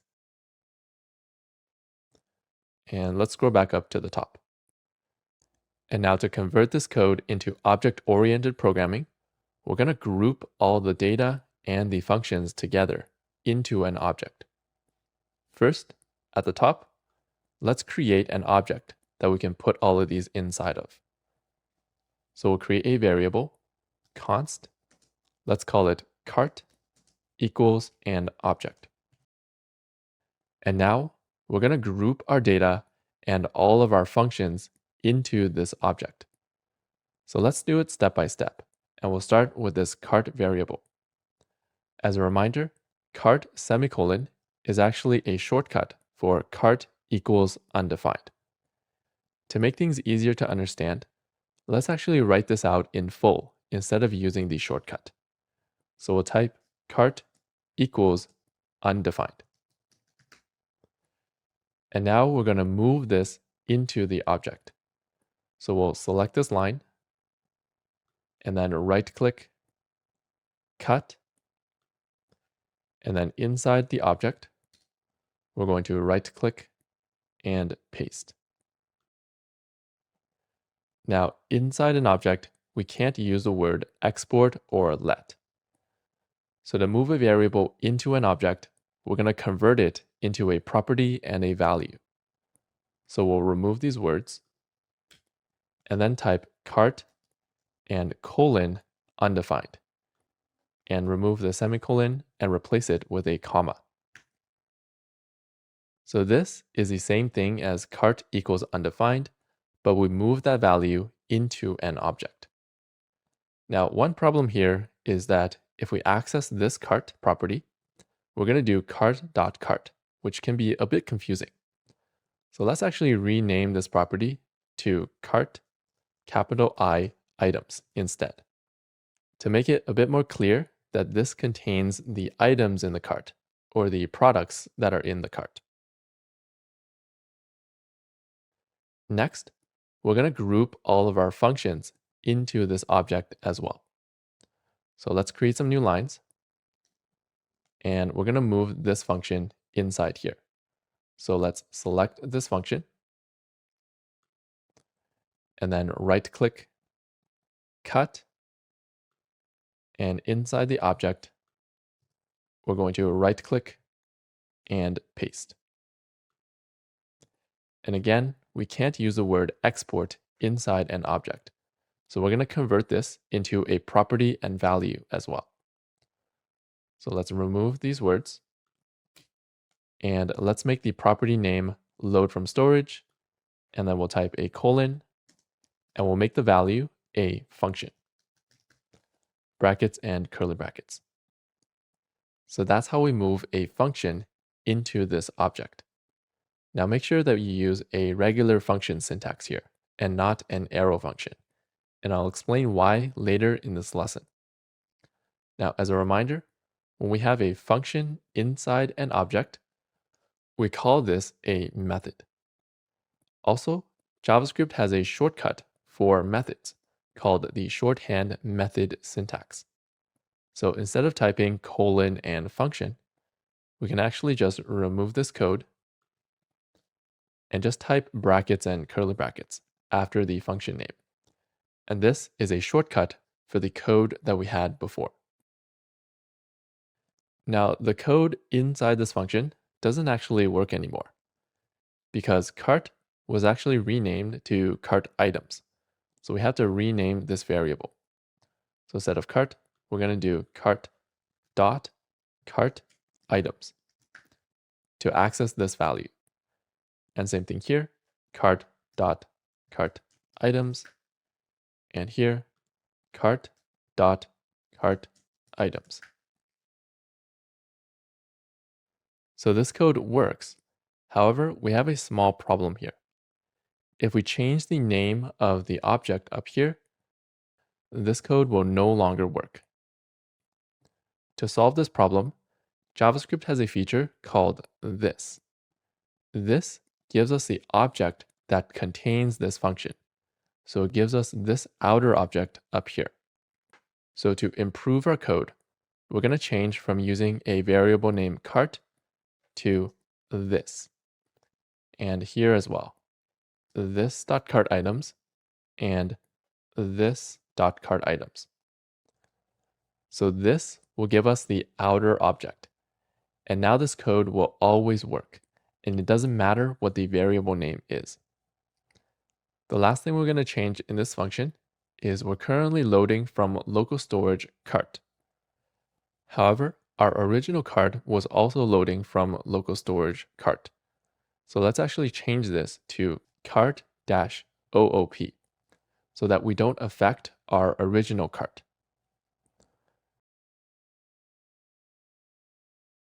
Let's move on, and we're going to move the other functions into this object. So let's go down to the next function, which is save to storage. We're going to select this and then right click, cut, and then inside this object, at the end, we're going to add a comma and some new lines, and we're going to right click and paste. And we can't use the word function at the front here, so let's remove this word and just use the shorthand method syntax.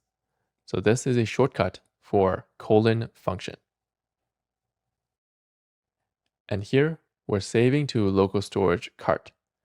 So let's also change this to cart-OOP so we don't affect our original cart.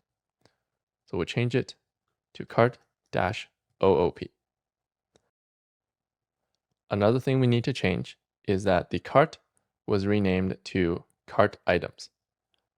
So here we're going to change from cart to this, which gives us the outer object, and then dot cart items, which is this property. So it should do the same thing as before, except this function is now inside an object. Let's continue and move another function into the object. So we're going to do add to cart this time. So let's select this code and then right click, cut, and inside the object, we're going to add a comma and some new lines, and then right click and paste.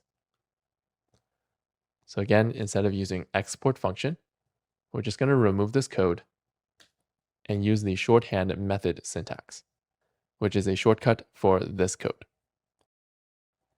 And now let's update the code inside this function as well. So instead of the cart, we rename this to this.cart items. So we'll change it to this.cart items. And then down here, we're going to change from cart to this.cart items. And also the function save to storage was moved inside the object. So now to access this function, we're going to get the outer object again using this and then dot save to storage. So down here, we'll add this dot in front to access the function inside the object. And now let's move on and move the next function into the object. So we'll select this code and then right click, cut, inside the object, add a comma and some new lines, and right click and paste. We'll remove export function and use the shorthand method syntax. And again, we'll change from cart to this.cart items. We're going to change cart here to this.cart items and change save to storage to this.save to storage. So we access save to storage inside this object. Next, let's move this last function into the object. So we'll select the code and then right-click, cut, and inside the object, we're going to type a comma and some new lines, right-click, and paste. We'll remove export function and use the shorthand method syntax and update the code in this method. So we'll change cart to this.cart items and save to storage to this.save to storage. Now let's remove the extra lines. And the last thing we need to update is that load from storage was moved inside the cart object. So to access this function, at the front, we're going to type cart.load from storage and save this file. And that's it. This is the basic idea behind object-oriented programming. We organize our code into objects. So we group the data and the functions together into an object like this. Now let's talk about why do we use object-oriented programming. Object-oriented programming tries to represent the real world. In the real world, a cart is a physical object. So in object-oriented programming, we represent this physical object as a digital object, or in this case, a JavaScript object. A physical cart can have products inside. So our JavaScript object can also have products inside. A physical cart also has actions we can take to modify the cart, like we can add a product or remove a product. Our JavaScript object also has actions we can take to modify the cart, like the add to cart function or the remove from cart function. So as you can see, object-oriented programming tries to represent the real world. We take a physical object like a cart and represent it as a digital object like a JavaScript object. And some people feel that this makes the code more intuitive or easier to understand. Now let's try out the code in this object to make sure it actually works. We're going to scroll down to the bottom, and here we're just going to type console.log the cart and save this file. And now let's load this code into the project. To do that, we're going to open the scripts folder and open the file checkout.js. And at the top, below the imports, we're going to import our new file. So let's type import, and we're going to use a slightly different syntax. We're just going to type a string and give it the file that we want to load. So we need to load cart-oop.js. So first, we need to get out of the scripts folder using .. and then go into the data folder, data/ and load cart-oop.js. So this is another syntax we can use for imports. This just runs all the code inside this file without importing anything, which is what we need in this situation. So let's save this file and then open this page in the browser. So if you don't have this page open, you can scroll down to checkout.html and then right-click and open with live server. I already have this page open, so I'm just going to open that tab. And if the page is too big, we can zoom out by pressing Control- or Command- a few times. And now let's check the console to see what the cart looks like. On this page, we're going to right-click and click Inspect, and then open the console. And in the console, we'll see this cart object.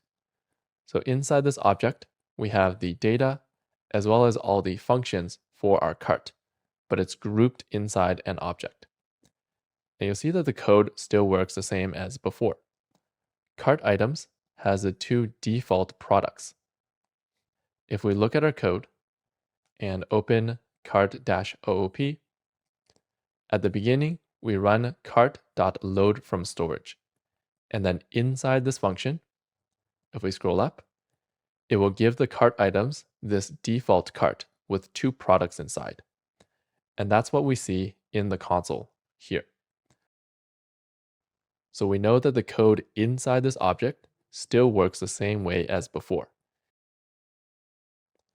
So now let's try another method to make sure that it's working.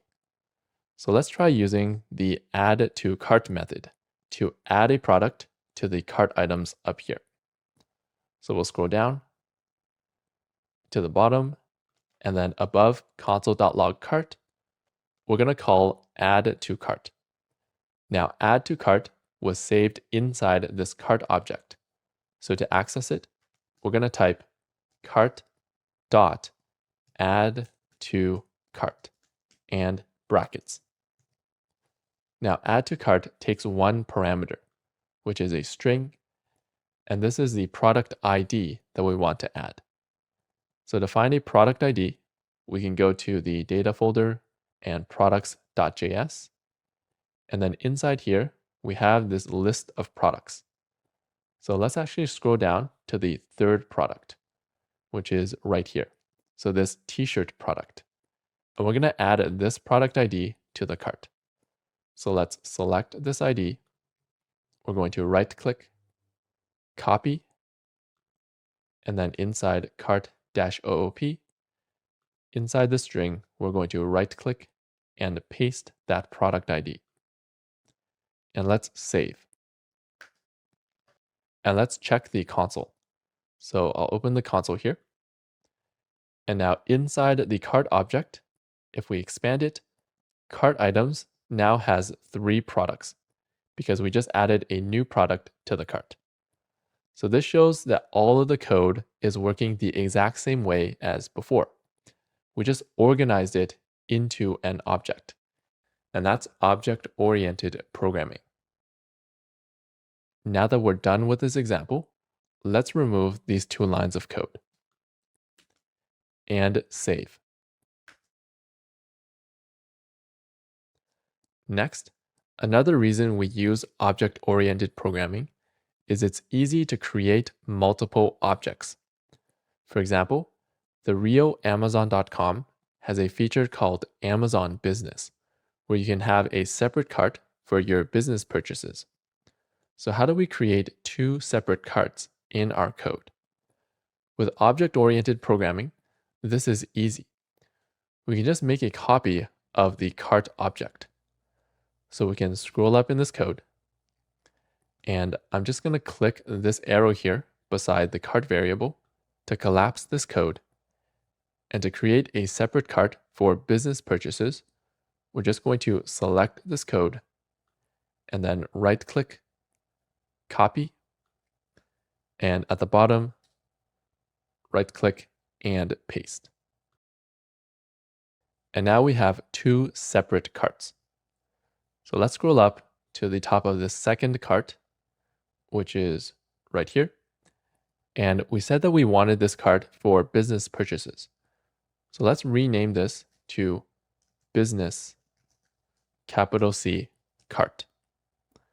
And when we load from storage, let's load it from cart-business instead, so that it doesn't conflict with the cart up here.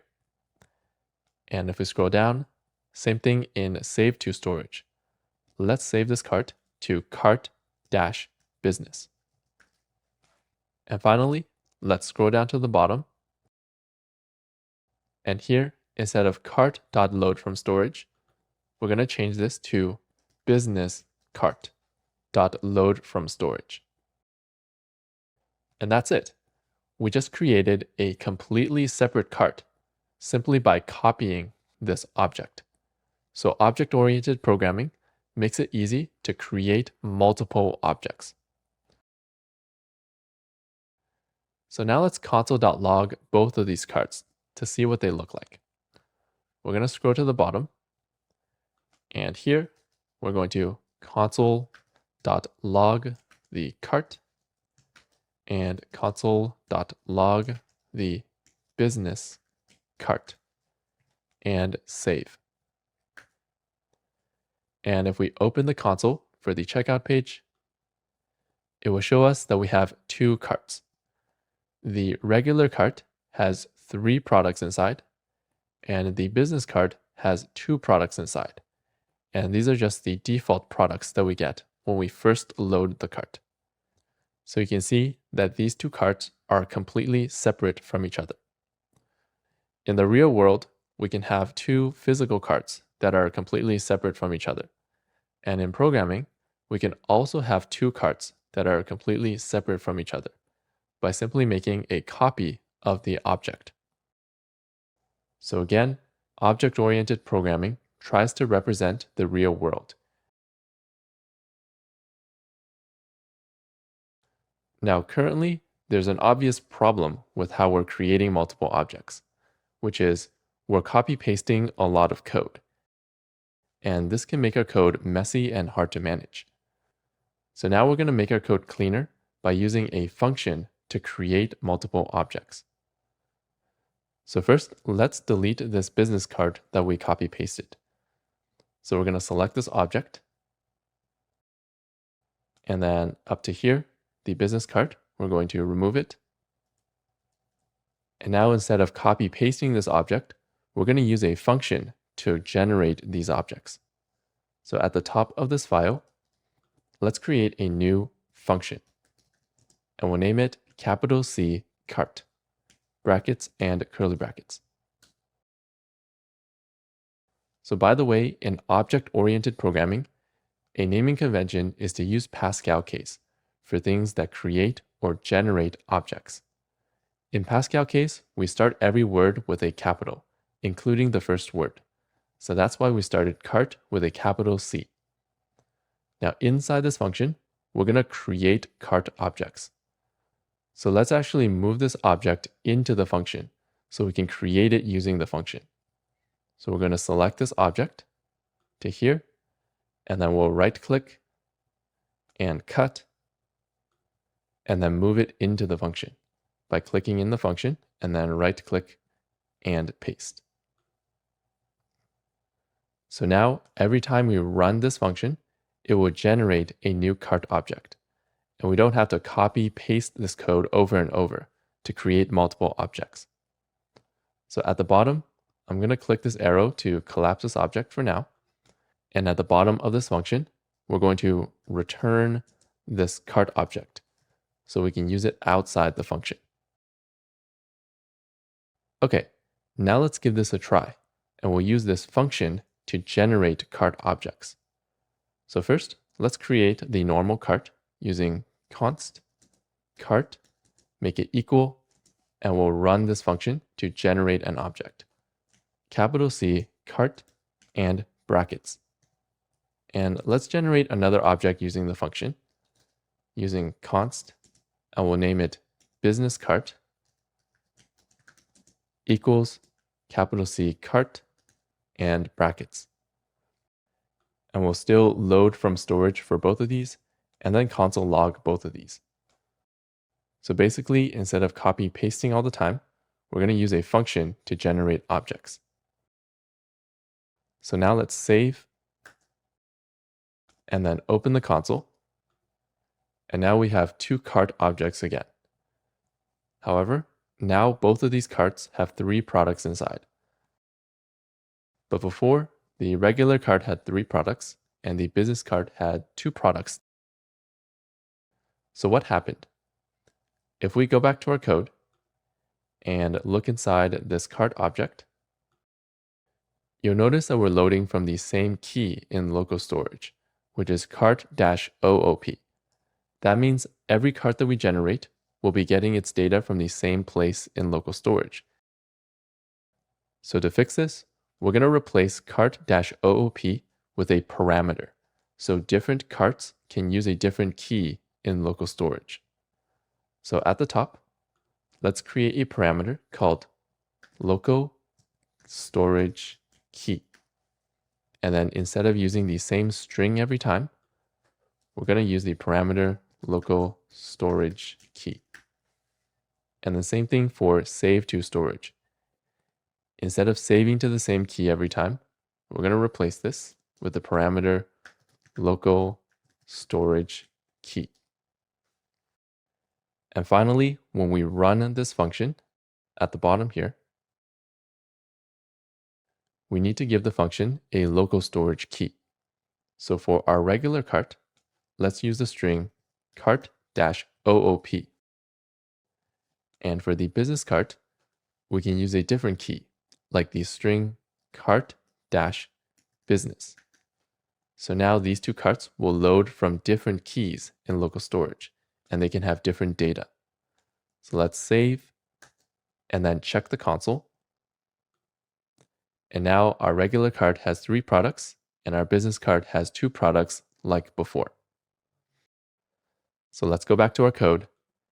And this is a better way to create multiple objects. Instead of copy pasting a bunch of code every time, we can create a function that generates objects. So now let's save this example into Git. We'll go into our Git section. And then at the top here, we created a function to generate these objects. And in checkout.js, we are loading that cart-OOP practice file. So we'll type a message to describe these changes. Create OOP, or object-oriented programming, version of cart, and commit.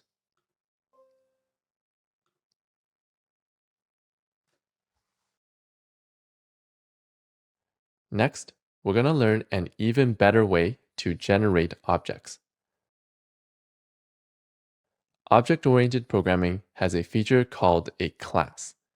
A class is specifically designed for generating objects. A class is basically an object generator. So currently, if we open our code and then open cart-OOP, we learn how to use a function to generate objects in object-oriented programming. So now we're going to switch this to using a class to generate these objects instead, because classes are cleaner and have more features than using a function.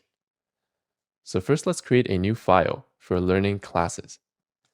Inside the data folder, we're going to click cart-OOP and then create a new file.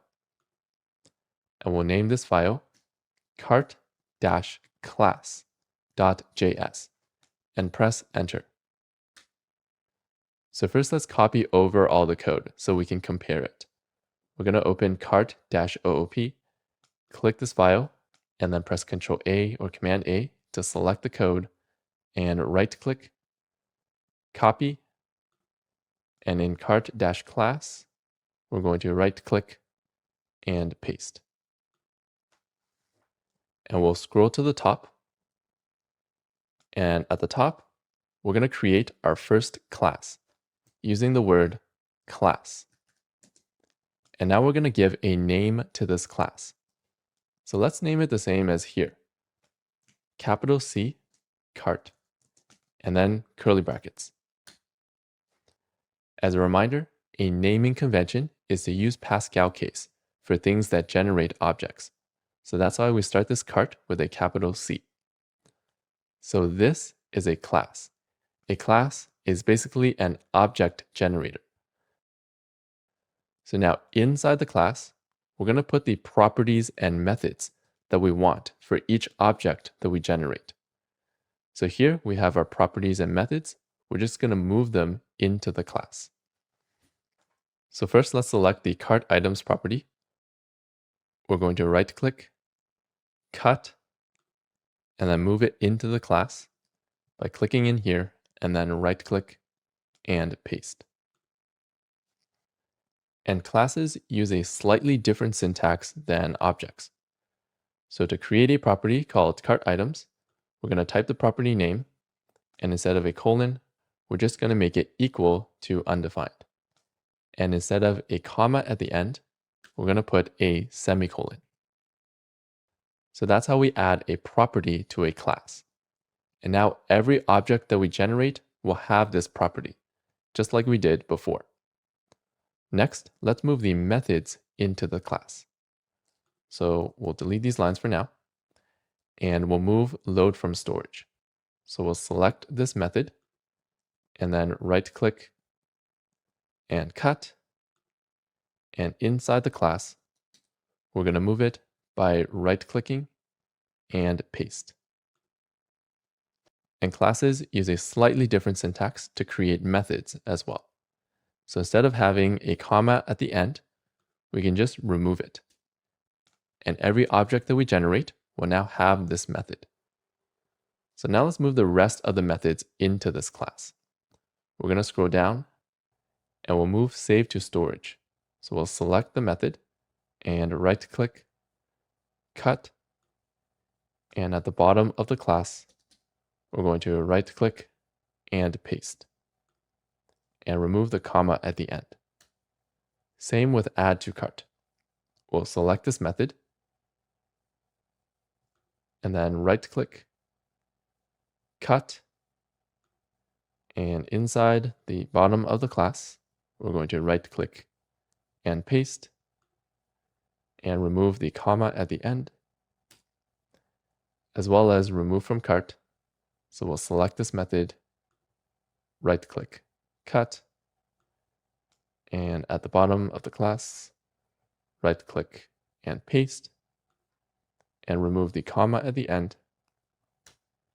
And finally, we'll move the last method, update delivery option, and right-click, cut. Inside this class, we're going to right-click and paste. So this method did not have a comma at the end, so this looks good. So that's how we create a class. We basically give it some properties and methods, and now when we generate objects using this class, every object that we generate will have these properties and methods. Now, one thing we need to fix here is that local storage key doesn't exist anymore. To fix this, we're going to save this in a property instead.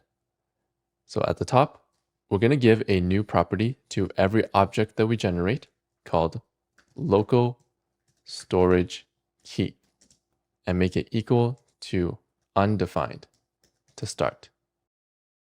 And then inside the methods, we're going to switch this to this dot local storage key. So this is going to point to the object that we generate, just like before. And then dot local storage key will access this property. And another place we need to fix this is inside save to storage. So instead of using a variable local storage key, we're going to use the property this dot local storage key. And that's it. So if we scroll down, we basically converted this whole function into a class. So now we can remove it.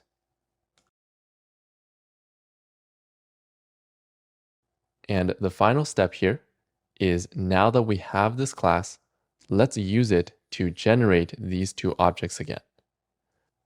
To do that, instead of this code, we're going to type the word new, and then type the class name, which is capital C cart, and brackets. So you see that a class uses a similar syntax as a function, except we use the word new in front of it. So this generates a new object using our class. And this new object will have all the properties and methods that we added above. So let's do the same thing for the business card. We'll use the class to generate it. We'll remove this code, and then we'll type new and the class name capital C cart and brackets to generate another object using this class. Now there's one thing we need to fix here. Each of these objects has a property called local storage key, and they're currently undefined. So we need to set this property. So at the bottom here, we're going to type cart dot local storage key, and we'll make it equal. And we'll use the same string as before, which is cart dash OOP. And we'll do the same thing for the business cart. We'll type the business cart dot local storage key and make it equal the same string that we had before, which is cart dash business. And then we'll load the cart from storage as well as the business cart from storage, and we'll console.log them. So we have the same code as before, except we converted it from a function to a class. So now let's save, and we're going to run this code. So currently, if we go into our code and open checkout.js, we're still loading cart-OOP. So we're just going to update this and load cart-class instead, and save. And we'll open cart-class again. And now if we open the console, you can see that we created two cart objects just like we did before. And the regular cart has 3 products inside, and the business cart has 2 products inside. And if we click this arrow beside prototype, we can see the methods that each of these objects has. So we're basically creating the same objects that we had before, except this time we used a class. By the way, each object that we generate from a class is called an instance of the class. We can also check if an object is an instance of a class using the code business cart and then instance of and then the class name, capital C cart. So this will check if this object was generated from this class. So we can console.log this result, console.log, and close bracket, and save, and then check the console, and it will tell us that this is true. So business cart was generated from this class. Okay, don't worry if classes are a bit confusing at first. Just remember that object-oriented programming means organizing our code into objects, because this tries to represent the real world. And then classes are a feature that help us generate these objects. So they make it easier to create these objects. A class is basically an object generator. Now that we learned how classes work, let's talk about the benefits of classes. If we scroll up, when we generate an object, it's going to have these properties and these methods. And you'll notice that a class actually looks like the object that we generate. And this is cleaner than using a function like we had before. Another benefit of classes is that they have extra features for object-oriented programming. The first feature is called a constructor, which lets us run some setup code after creating an object.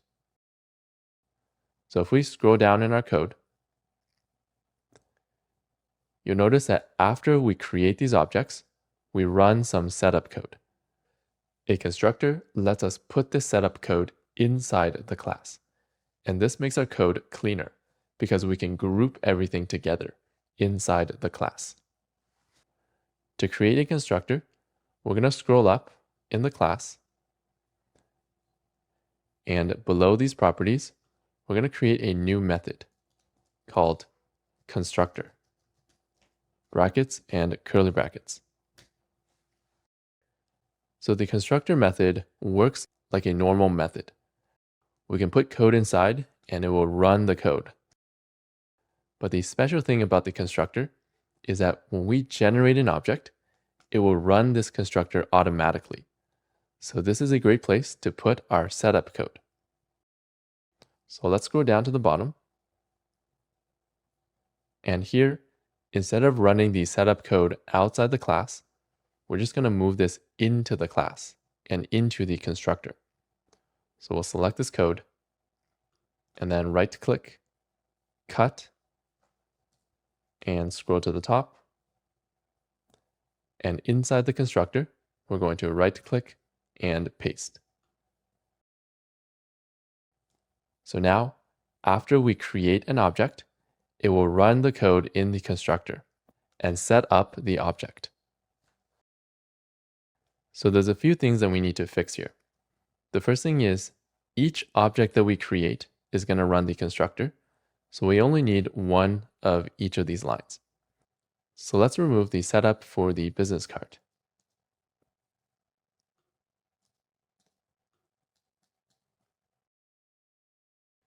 So now the setup code has two steps. We set the local storage key, and then we load from storage.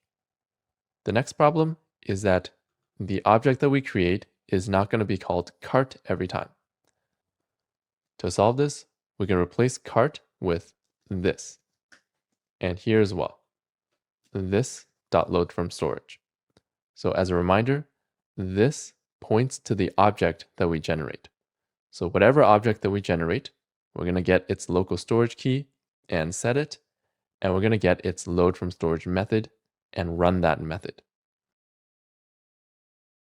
Now the second problem here is that we don't want local storage key to be cart-OOP every time. To fix this, the constructor can also have parameters. Let's give the constructor a parameter, and we'll name it local storage key. And instead of the same string every time, we're going to use local storage key. Now the last thing is, how do we save a value into this parameter? So if we scroll down to the bottom, when we call the class, between these brackets, we can put the parameters for the constructor. So for the cart, we want the local storage key to be the string cart-OOP. And for the business cart, we want the local storage key to be the string cart-business. So the values inside here are saved in the parameters in the constructor. So cart-OOP will be saved inside local storage key, and then we use it. And then the same thing for cart-business. So now let's save this code and then open the console. And you'll see that the cart objects are correct. So after we generated each object, we also ran this setup code. So that's how the constructor works. Every time we generate an object, it will run the code inside here. So this is a great place to put setup code and make our code cleaner. So here are a few more details about the constructor. The method has to be named constructor. We can't just use any name that we want. We also should not return anything from a constructor. So lastly, a shortcut that we can use in a class is when we have a property and it's equal undefined, we can actually remove equal undefined and just use a semicolon. So this is the same thing as the code before. And same thing here. We can remove equal undefined and just use a semicolon and save. So we finished converting our code from using a function to using a class. And as you can see, a class is just a better way to generate objects in object-oriented programming. So now let's save our code into Git. We'll open the Git section. Inside cart-class, we created our cart class. And inside checkout.js, we're basically loading the cart-class file. So we'll type a message to describe this change. Create class version of cart and commit.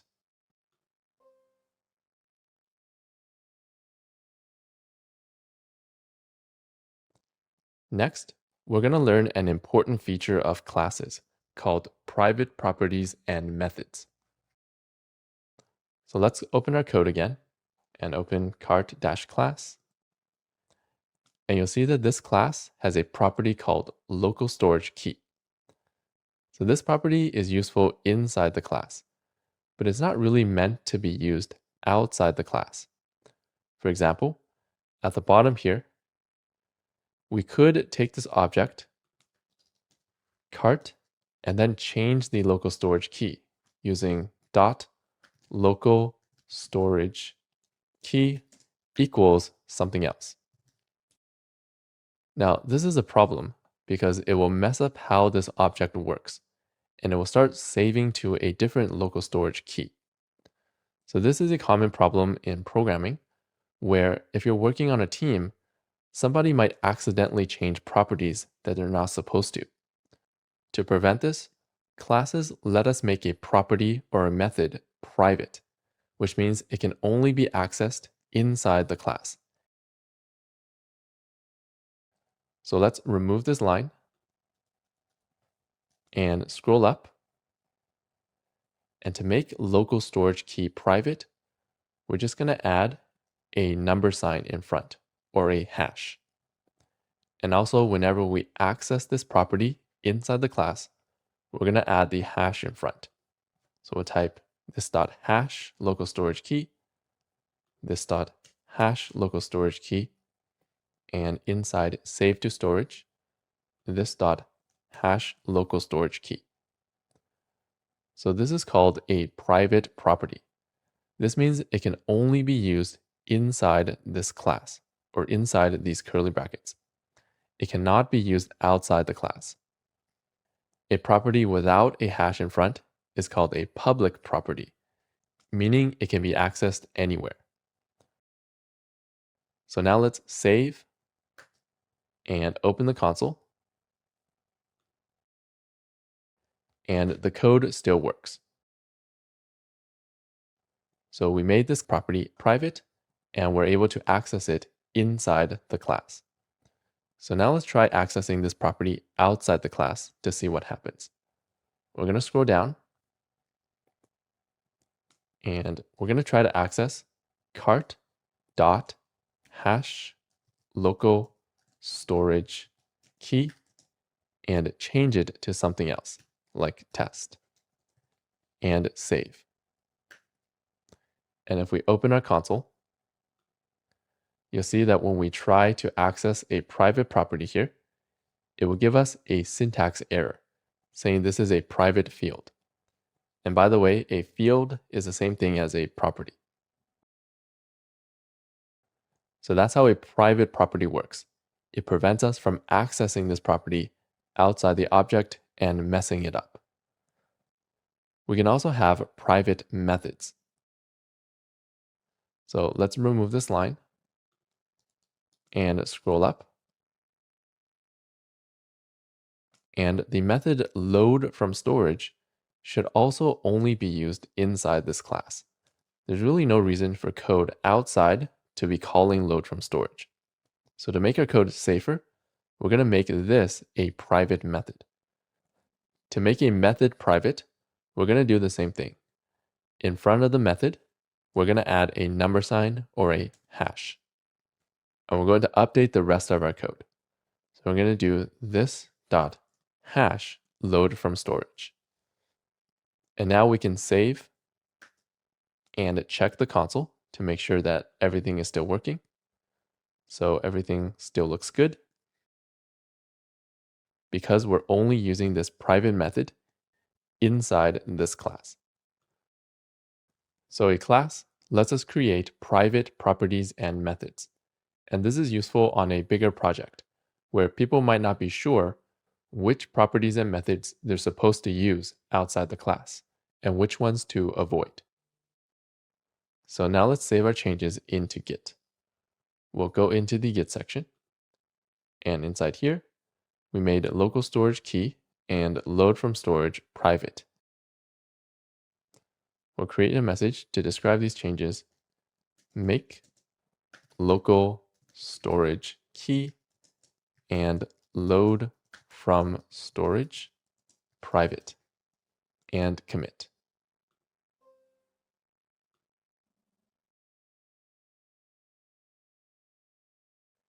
Now that we learned object-oriented programming and classes, we're going to use it in our project. So one thing we could do is to take this cart class and replace everywhere we use cart in our project.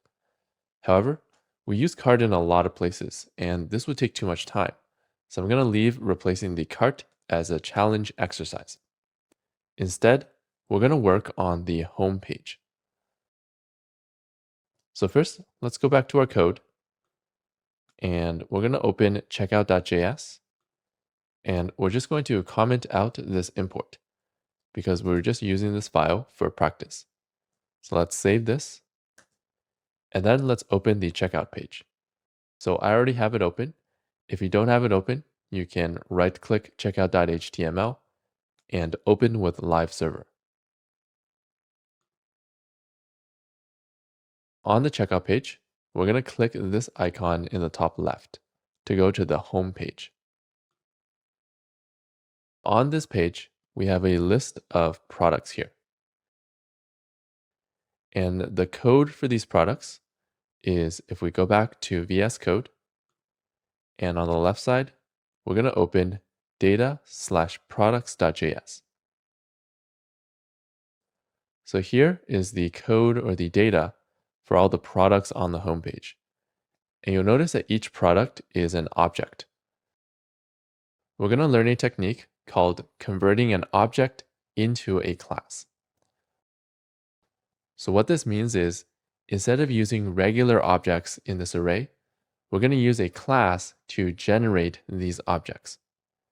So above this array, let's create a new class using the word class, and let's call it capital P product and curly brackets, because this class is meant to generate products. So now each of our products is going to have some properties like the ID, image, and the name. So let's add these to the class. We'll add the ID property and a semicolon so that it starts off as undefined, and then an image property and a name property. And each product will also have a rating and the price cents. Rating and price cents. And you'll notice each object here also has a property called keywords. Now we're not currently using this in our project, so we're going to leave it out of the class for now. And if we need to use it later, we can always add it back in.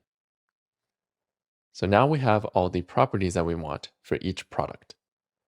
So now let's test this by generating a product using this class. So down here, let's create a variable const product1 equals, and to generate an object, we're going to use the word new, and then the class name, capital P product, and brackets. And let's console.log this to see if it worked.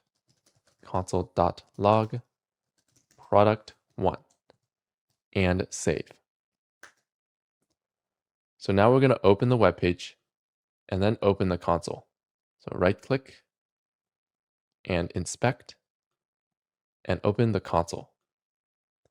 And inside here, you'll see that we created a product object using the class.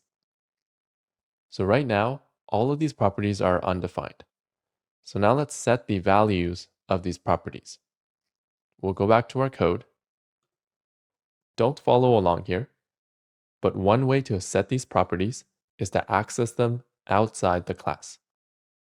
For example, product1.id equals something, and then do product1.image equals something, and then product1.name, and so on. So this is not a good way to set these properties because we have to do this for each product that we create, so it makes our code repetitive and messy. Instead, notice that when we create a product, this is kind of like the setup code. we create a product and then set all of its properties. And remember, classes have a specific feature for setup code called the constructor. And now you can follow along. So inside this class, we're going to create a constructor, brackets and curly brackets. So whenever we generate an object, it's going to automatically run this constructor. So this constructor is where we should put our setup code. So let's remove this code and then do all of that inside the constructor. So first, we want to set the ID property. We're going to do this.id and make it equal. And now what value do we set the ID to? So the value of the ID is inside each of these objects. So when we create a product up here, we're going to put this object inside these brackets. And then that's going to go into the constructor in here. So in the constructor, let's create a parameter to save this data. So we'll name it product details. And now to save something inside this parameter, we're going to put it between these brackets. So let's actually give this entire object to the constructor. So we're going to right click and copy. And then between these brackets, we're going to right click and paste. So whenever we create a new product, we're going to give it this object with all the details. It's going to get saved in here. And now we can set the properties. So this.id is going to be equal to the product details.id property. So product details.id. And for the image, we're going to do this.image equals the product details, which is this object that we passed in, dot the image property. Same thing for the name. So this dot name equals product details dot name, which is this property here. Same thing for the rating. This dot rating equals product details dot rating. And finally, the price cents. This dot price cents equals the product details dot price cents. So this is called converting an object into a class. What we're doing is we're basically taking a regular object like this, we put it inside a class, and then we copy over the properties. You can also visualize it like this. We have a regular object, and we're basically wrapping it inside a class. And the reason we do this is that classes have extra features we can use. Like we can add methods, and we can also have private properties and private methods. So we basically have the same object as before, except we have an enhanced version of that object. It has some extra features from classes. So for now, let's save this code. And then down here, we console.log product1. So let's take a look at it in our console. So we'll open the console. And now we can see that we created a product object. So it's the same object as before, except now it's enhanced. It has some extra features from classes. So next, we're going to take this technique and apply it to this entire array. So instead of having an array of regular objects, we're going to convert each of these objects into the product class. Now, one way we could do this is that in front of the object, we can just type new product, open bracket, and then close bracket at the bottom. And this will essentially convert this regular object into the product class. However, we're going to have to repeat this code for every object in the array, and it's going to be a lot of work and repetition. So instead, let's just loop through this array and then use code to convert each of these objects. So instead of typing this out manually, we're going to remove this and remove the round bracket at the end. And then I'm going to click this arrow beside the array to collapse it. And at the end of the array, we're going to use an array method called .map and brackets. So map basically loops through an array, and for each value, it runs a function. So we're going to give this a function that we want to run for each value. So arrow and curly brackets. And this inner function is going to get a parameter. So this parameter is basically each value in the array. So it's going to take the first value and then save it inside this parameter, run the function, and then take the second value, save it in here, run the function, third value, save it, and run the function. So let's name this parameter the product details, because each object in this array contains product details. So now it's going to take each object, save it in the parameter, and run the function. And here, we're going to convert the object into a class. To do that, we're going to use the code new capital P product brackets, and we're going to give it this regular object, which is the product details. And now there's a second part to how map works. So .map creates a new array, and whatever we return from this inner function is going to go inside that new array. So here, we're going to return this class. So this result is going to be put inside a new array. So you can think of map as we take each value in an array, we run this function on it, and we transform it, and then put it inside a new array. So here, we're essentially transforming each of these products or these regular objects into a class. So at the bottom, let's console.log the products array to confirm this. So we'll save and open the console. And now you can see we have an array, and each of the values is a product class instead of just a regular object. So we converted all of our products from regular objects into this product class. And now let's open the web page to make sure that everything still works. So if we open the page, you'll notice that everything is still working correctly. And that's because we have the exact same objects as before, except they're now just sort of enhanced objects.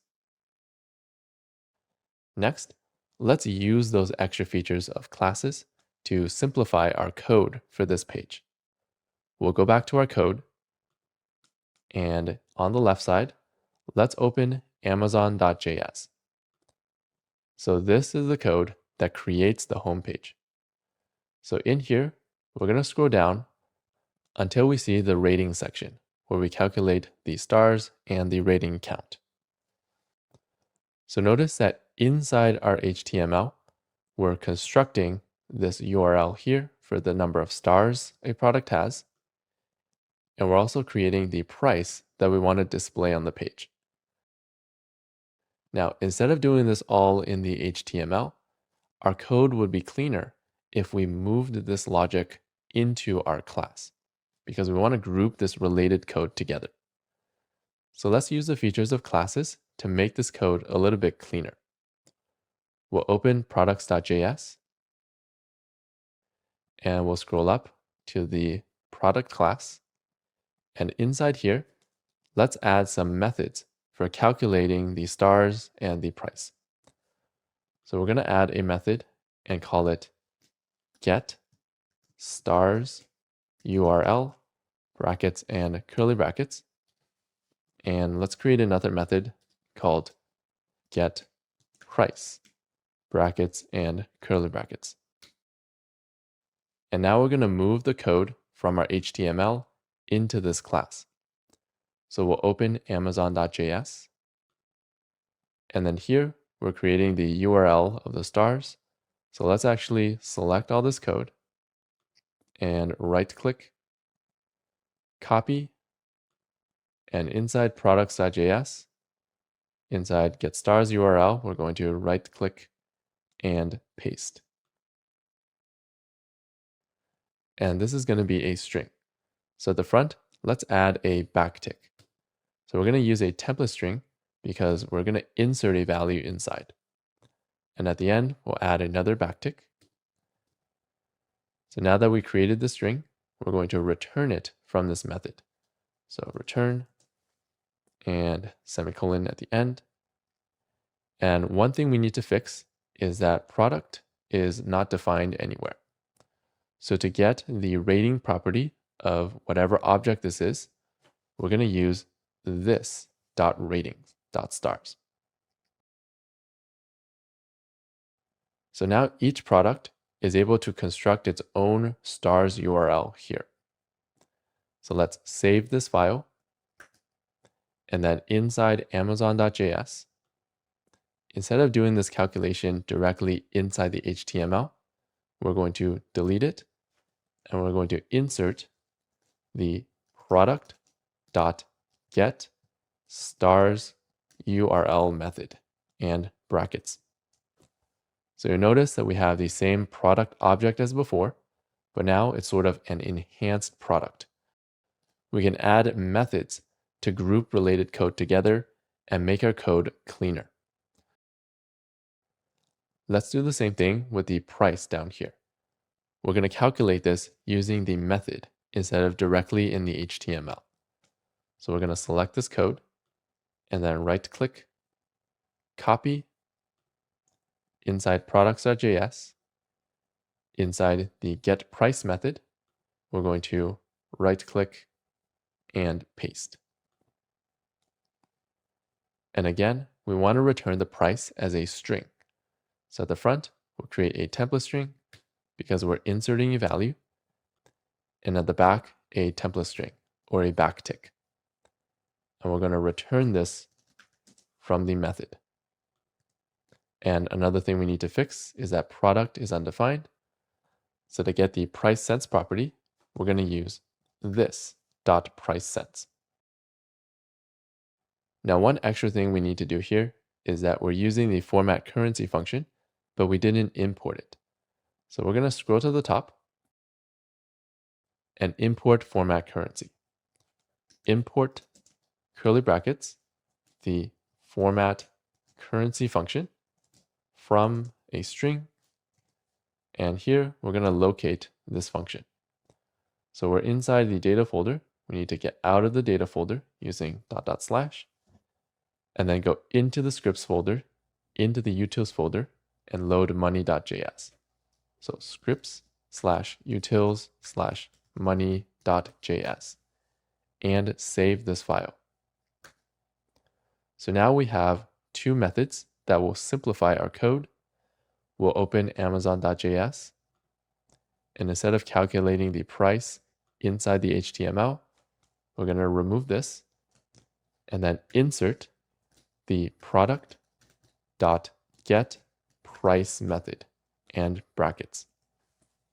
So now let's save and let's open the home page to make sure that it's working. So now you see that everything is still working, including the stars and the prices. So we'll go back to our code. And now that we have these methods, let's use them in our other page, which is the checkout page. So we'll open scripts/checkout/order-summary.js. And this basically displays the products on the checkout page. If we scroll to the HTML and find the delivery date, the product image, and the product name, we're going to see that here we're also calculating the product's price directly in the HTML. So instead of doing this, let's use the method we just created. So we'll select this code and remove it and insert the matching product this time So matching product. And remember, we converted all of our products into classes. So this is not a regular object anymore. It's more of an enhanced object. It's a product class. And that means this will have the method dot get price and brackets and save. So now let's open the checkout page to see if this works. We'll open the web page, and then at the top right, we're going to click the cart. And now you can see that on the checkout page, the price is still displayed correctly. And that's it. If we go back to our code, you'll see that by converting our objects into classes, we're able to use extra features of classes like methods to make our code cleaner.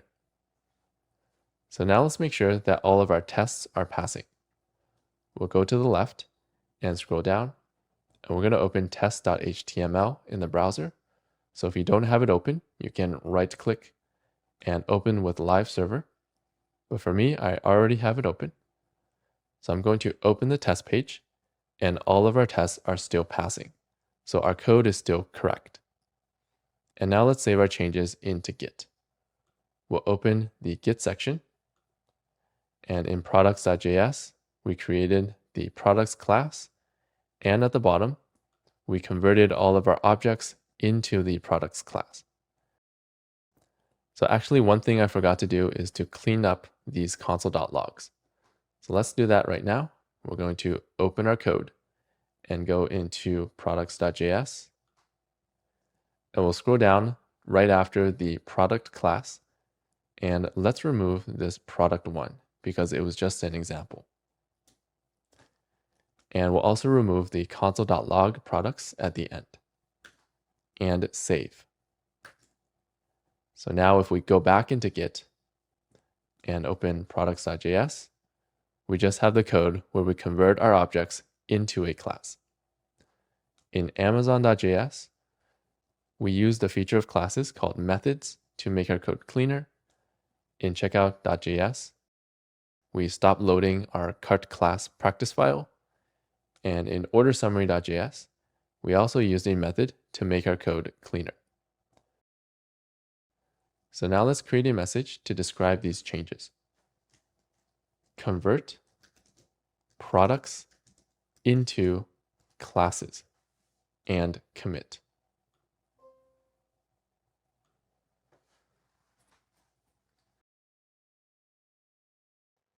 Next, we're going to learn an important feature of object-oriented programming called inheritance. Inheritance lets us reuse code between classes. So first, let's learn the concept of inheritance. To do that, we're going to open our project. So we'll open this page here to our checkout page, and we're going to go to the home page by clicking the top left. And on this page, we have a bunch of products. But you also notice that we have different types of products. For example, we have clothing, like this t-shirt, and we have appliances, like this toaster. So clothing and appliances are still products. They have a name, a price, and a rating, but they are a more specific type of product. For example, clothing can have all the properties of a regular product, but it can also have specific properties like a size chart. So how do we represent this kind of relationship in our code? We have a product, and then we have a more specific type of product. One way to represent this is to create a new class called clothing. And this class will have all the properties of a regular product, but also more specific properties. However, there's a problem with this, which is we're duplicating a lot of code. Instead, object-oriented programming has a feature called inheritance that allows one class to get all the properties and methods from another class, so we don't have to copy-paste this code. For example, we can make a clothing class and then use inheritance to get all the properties and methods from the product class. This is similar to how a child inherits things from their parents, like their hair color or the shape of their eyes. In fact, we call the product class the parent class, and we call the clothing class the child class. So now let's learn how to use inheritance in our code. We're going to open VS Code and open our code on the left, and then open products.js.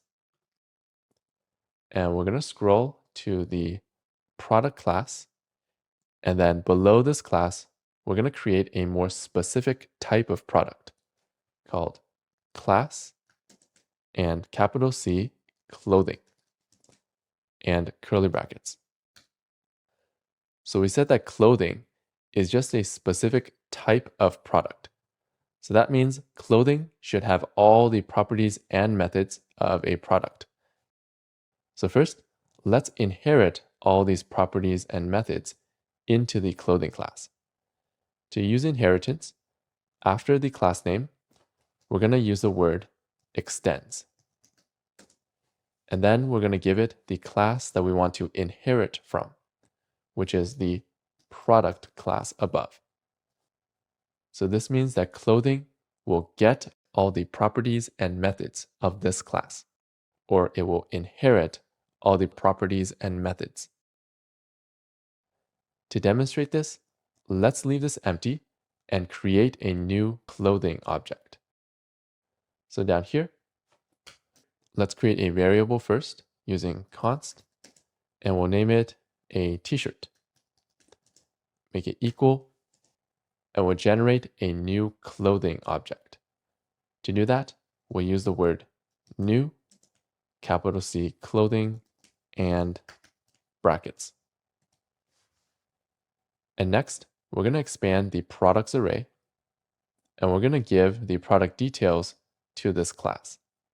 So we're going to scroll down to the third product, which is the t-shirt.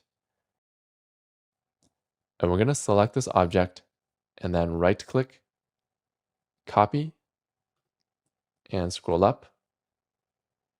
And now between these brackets, we're going to right click and paste. So now we created a new clothing class.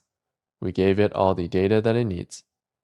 And let's console.log it to see what it looks like.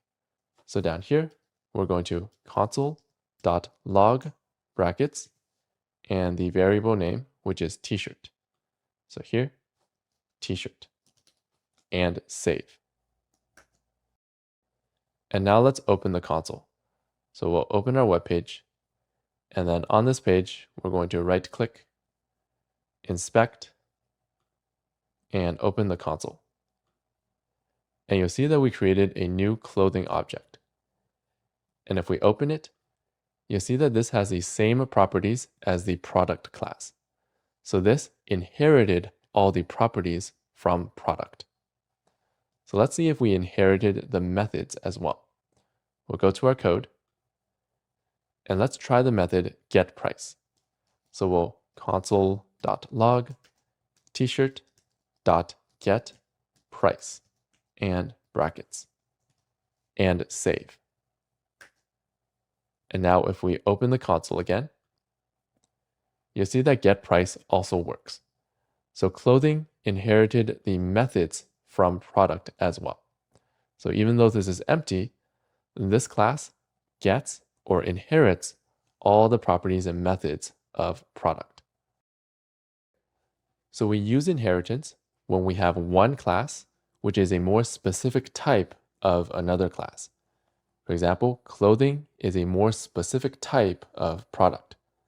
We want all the properties and methods of the product still, but we just don't want to copy paste all this code down here. So inheritance lets us reuse code between classes.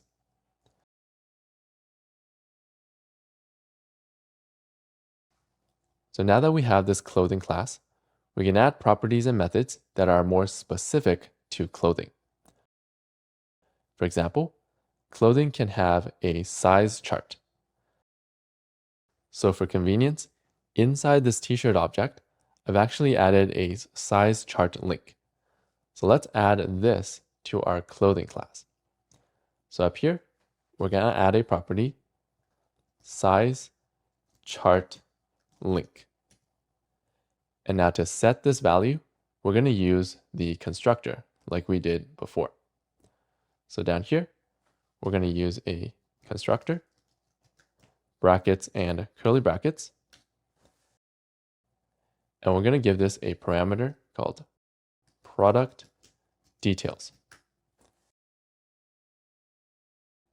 So when we create the clothing, we save this object into product details, and then we can use it to set the properties up here. So we're going to do this dot size chart link and make it equal to the product details, which is this object, and we're going to get the size chart link property. Dot size chart link. Now, one problem we have here is that clothing inherits all the properties from the product. So we also need to set the ID, the image, the name, and so on. So if we scroll down, we could do something like this.id equals product_details.id. However, instead of doing this one by one all over again, inheritance gives us a shortcut. We can actually just use the constructor in the parent class up here. So to call the parents constructor, we're going to use a special feature of classes called super and brackets. So super basically calls the constructor of the parent class, which is the product. So this will call the constructor up here. And we also need to give this the product details. So down here, we're going to call super and give it the product details. So this will call the constructor of the parent class, which is product, and that will set the ID, the name, and the rating. So now let's save this and check our console again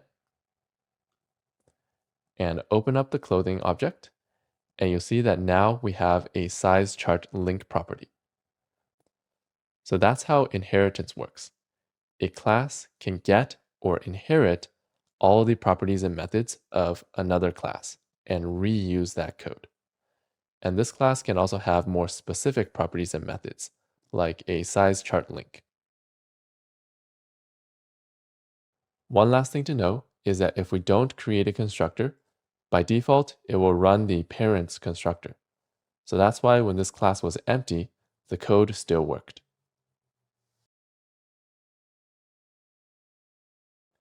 Now that we have this clothing class, we're going to use it in our project.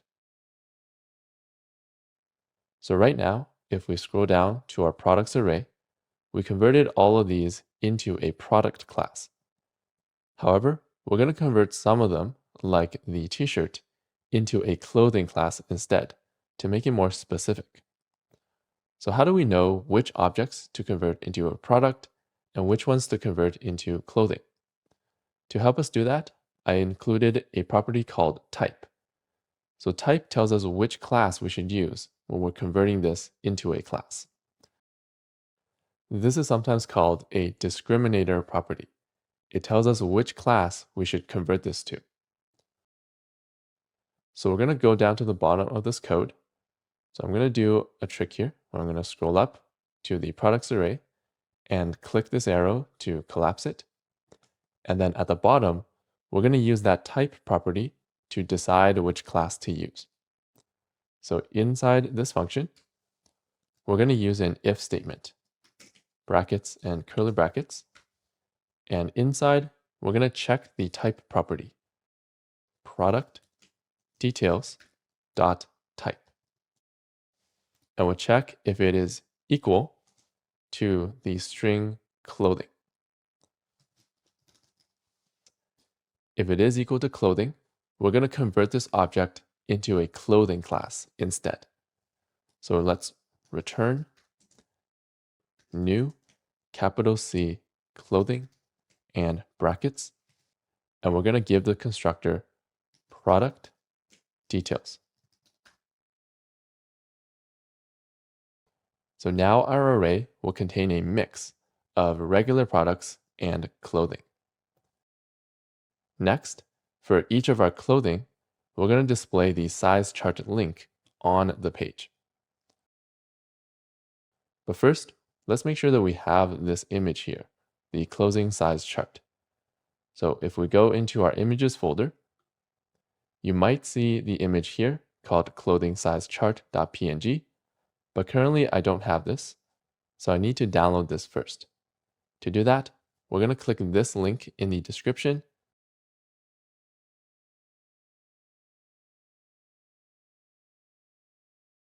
which will open the size chart.